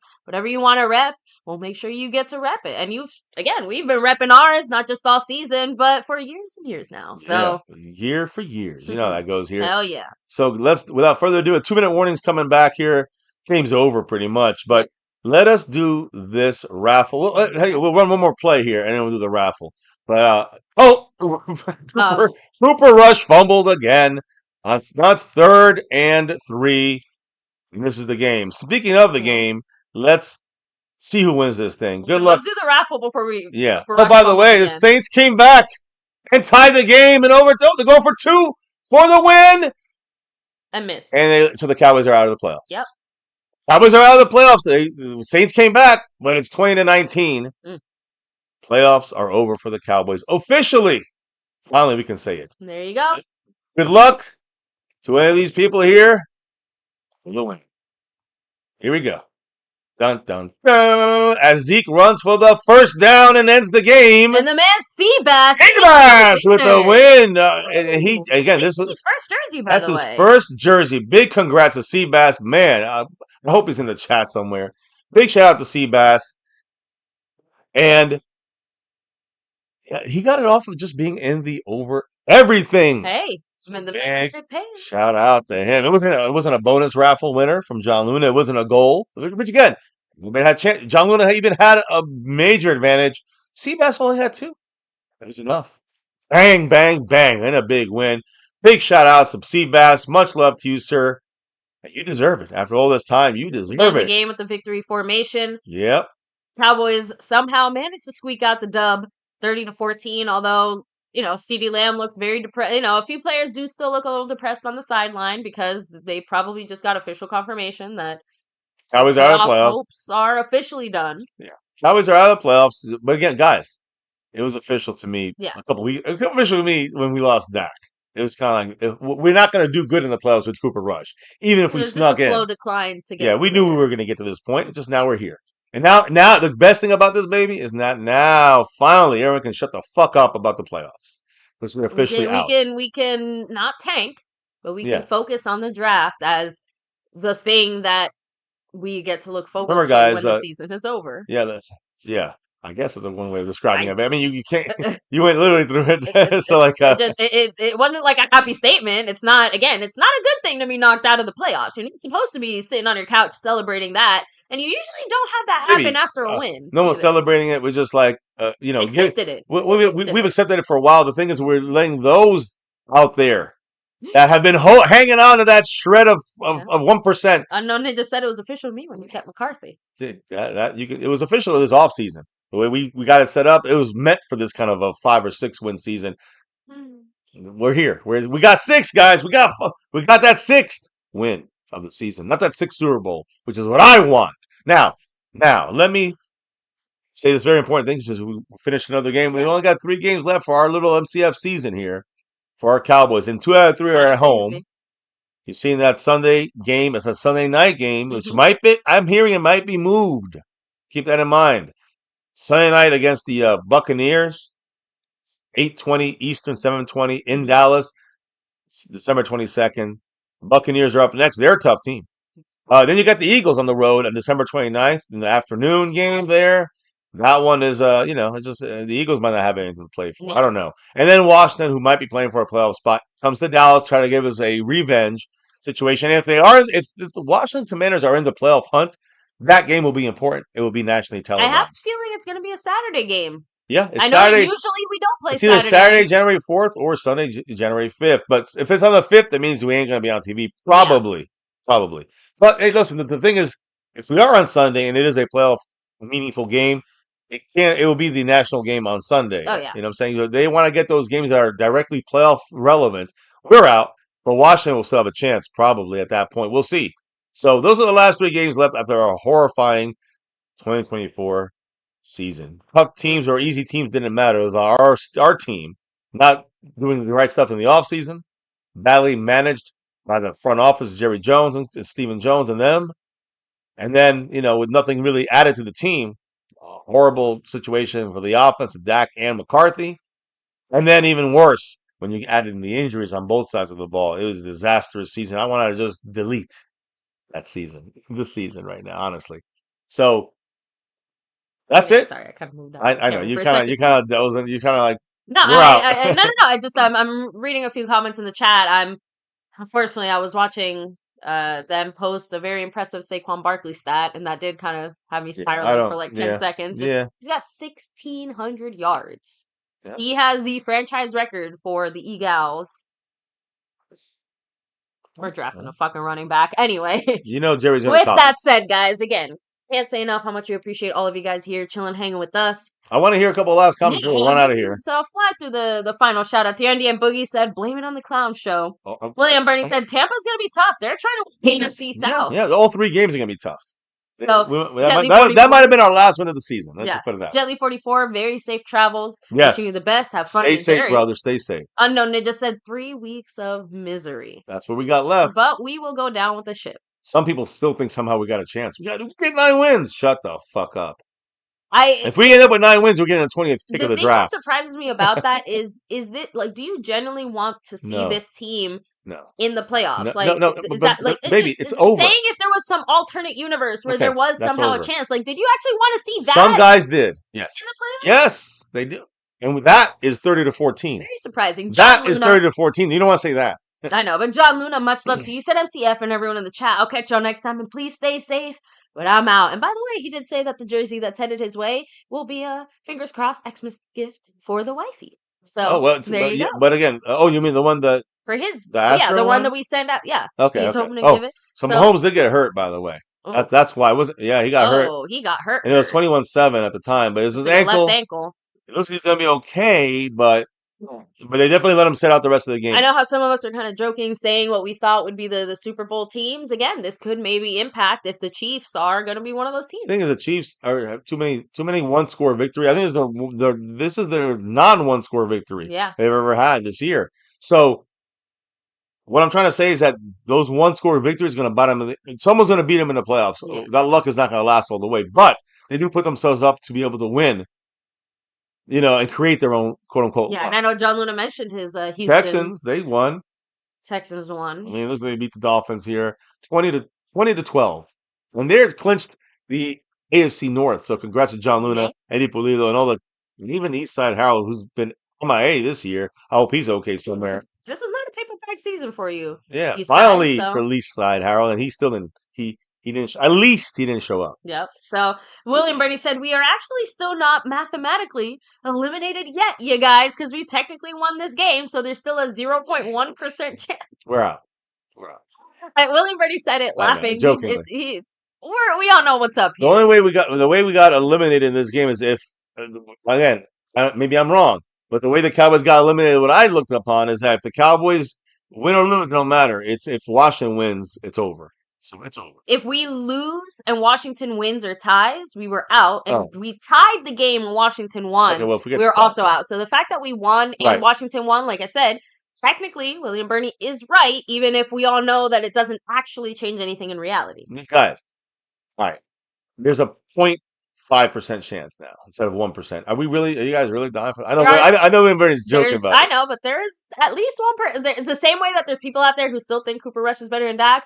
There's got to be people out there who somehow still think that we have a chance. That's the thing. That's the problem with our fan base. Not Jerry Jones. Jerry Jones is delusional because he's an old fucking idiot that's rich and thinks he knows everything. The delusion with our fan base is thinking that we make the playoffs, we're going to do something. Yeah. That even if we have a chance to make the playoffs, which we don't. We don't. Yeah, but I'm We only don't. Emily Jones. Thank you. Always go Yes, Cowboys. Have much. a great night, And everybody. that's the thing. No matter what, we could be 0-17. We're not going to be happy. We're going to criticize. We're going to bitch and complain, but we're going to still say, no matter what, go Cowboys. Go Always go Cowboys.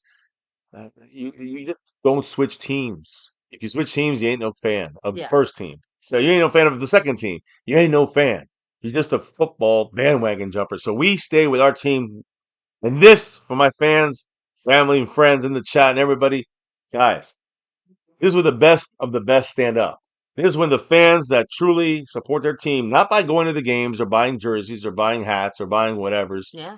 This is where the true fans of the teams that sit through a shitty year, those are the ones that show up and are the truest of the old fans. So you guys in the chat, all of us here on this side of the camera for sure, suffering every week of these Yeah. games, even with a win. Will last longer than Jerry Jones. Our Yeah. fandom will be here longer than Stephen Jones. True Cowboy fandom will be here long Yeah. after any Yes. Jones family member messing with our 1,000%. franchise. Fuck the clown show. I will say one last thing. I know there's like a 0.3% chance we can make the playoffs, but guys, again, we played the Panthers.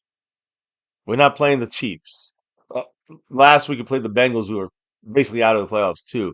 We had to throw that game away to them, and we still almost got it back from them. And then the week before that, we beat the Giants barely. Remember, we're not that good.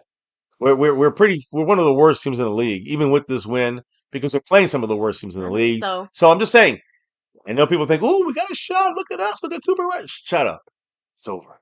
It's over. yeah. And let's just hope nobody else gets hurt, so we can look for 2025 with less injured players. Yes. But with that said, win, lose, or draw, good, bad, or ugly, we'll always be repping that star over everything. And we always here at MCF My Cowboys Family rep that navy blue, that silver too, and that star over everything. Guys, we do our thing here on My Cowboys Family. We've been doing it for almost officially 7.5 years. We're in our eighth season, finishing up our 8th season. Yeah. Doing this for 7.5 years. Here on YouTube, never forget the number one thing here, now, and forever, no matter what. As always, go Cowboys, no matter what. We got the victory today. We'll take it. We go back from maybe 13th to like 15th now in draft picks. Remember, we still have 3 games left to go. Yeah, drop a couple more. Let's see what happens. We get back to the Micah draft pick times, probably. Yeah, but with that said, maybe there's only one last thing to drop. Yeah, well, again, you guys drop the knowledge in the chat all night long. You guys drop that love from above, specifically. Yeah. Redman R, Calvin Richard, Jet Li 44, and the man, John Luna. You see him right up there, 100 points on the stream, boss. Sponsor of the week for 4 straight weeks. The gifting champion for 4 straight weeks. And now, well, we got to wait because we only had one stream. This basically our week starts today. Yeah. And it will end with the Buccaneer game on Sunday night. So, guys, we kicked off the week right. We'll crown the champions next week. This is our first stream of the week because of the way that like you said, the Monday night game happened and pushed us. We could not go live this week. I was really sick. You were sick still. Colds, all that stuff. So we're going to try to go live this week at least once. And of course, that'll be a chance to kind of move some movement on the leaderboard. And then we will go live for the Cowboys-Bucks game in Dallas next Sunday night. And that will determine who gets the sponsor of the week. That will determine who wins the gifting board and who wins the Cash App King or Queen. Now, I do want to say the gifting leader you can see is John Luna, Jet Li, right? That's still a battle going. 5-1 right now. Sponsor of the week is John Luna. He's also the gifting champion. And you can see 100 points, as we say, fully loaded on the stream, boss. Don't forget, there's a couple other people to shout out here. One specific one, the Cash App Queen. That's right, Pat Pfeiffer. Much love to her in the house. Appreciate you, Pat. She was the queen of the Cash App 2 weeks ago. Last week it was Mary Alvarez, another Cash App queen. And now we got Pat Pfeiffer representing the queen of the Cash App. But will there be a king next week? We got a week to go. And the leader on that board is Jet Li 44.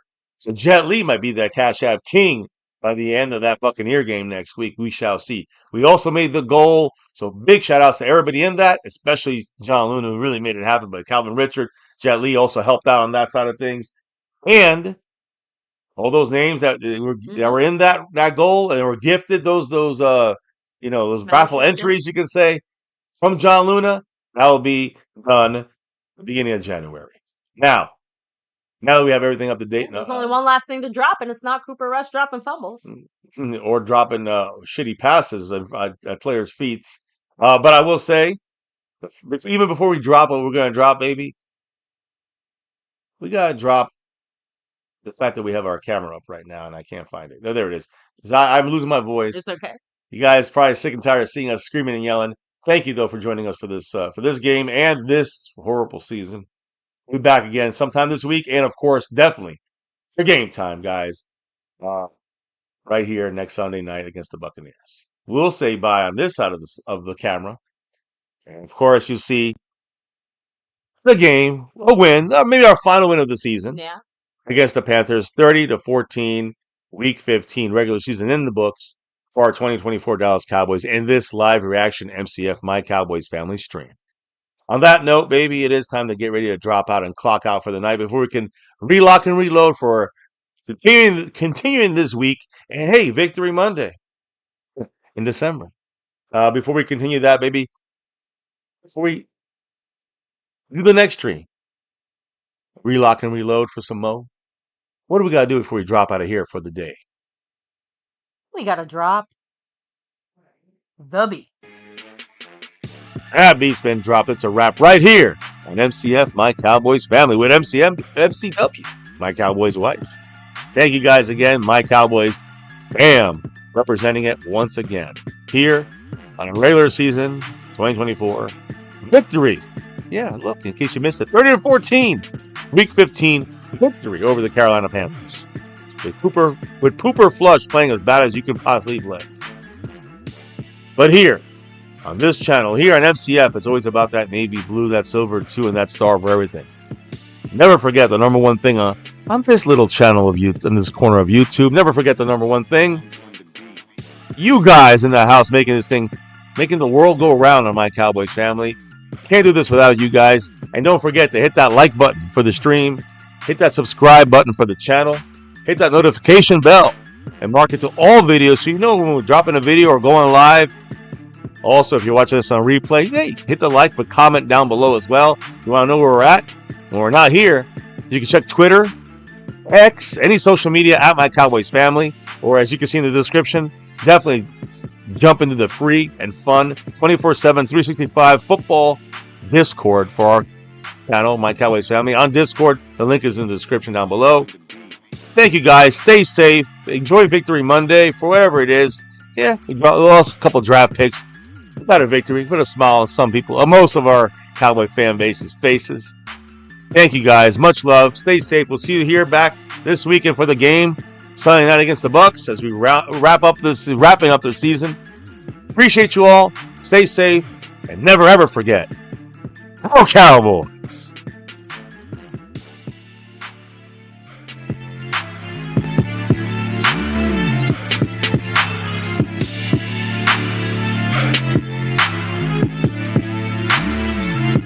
Monk on the beat.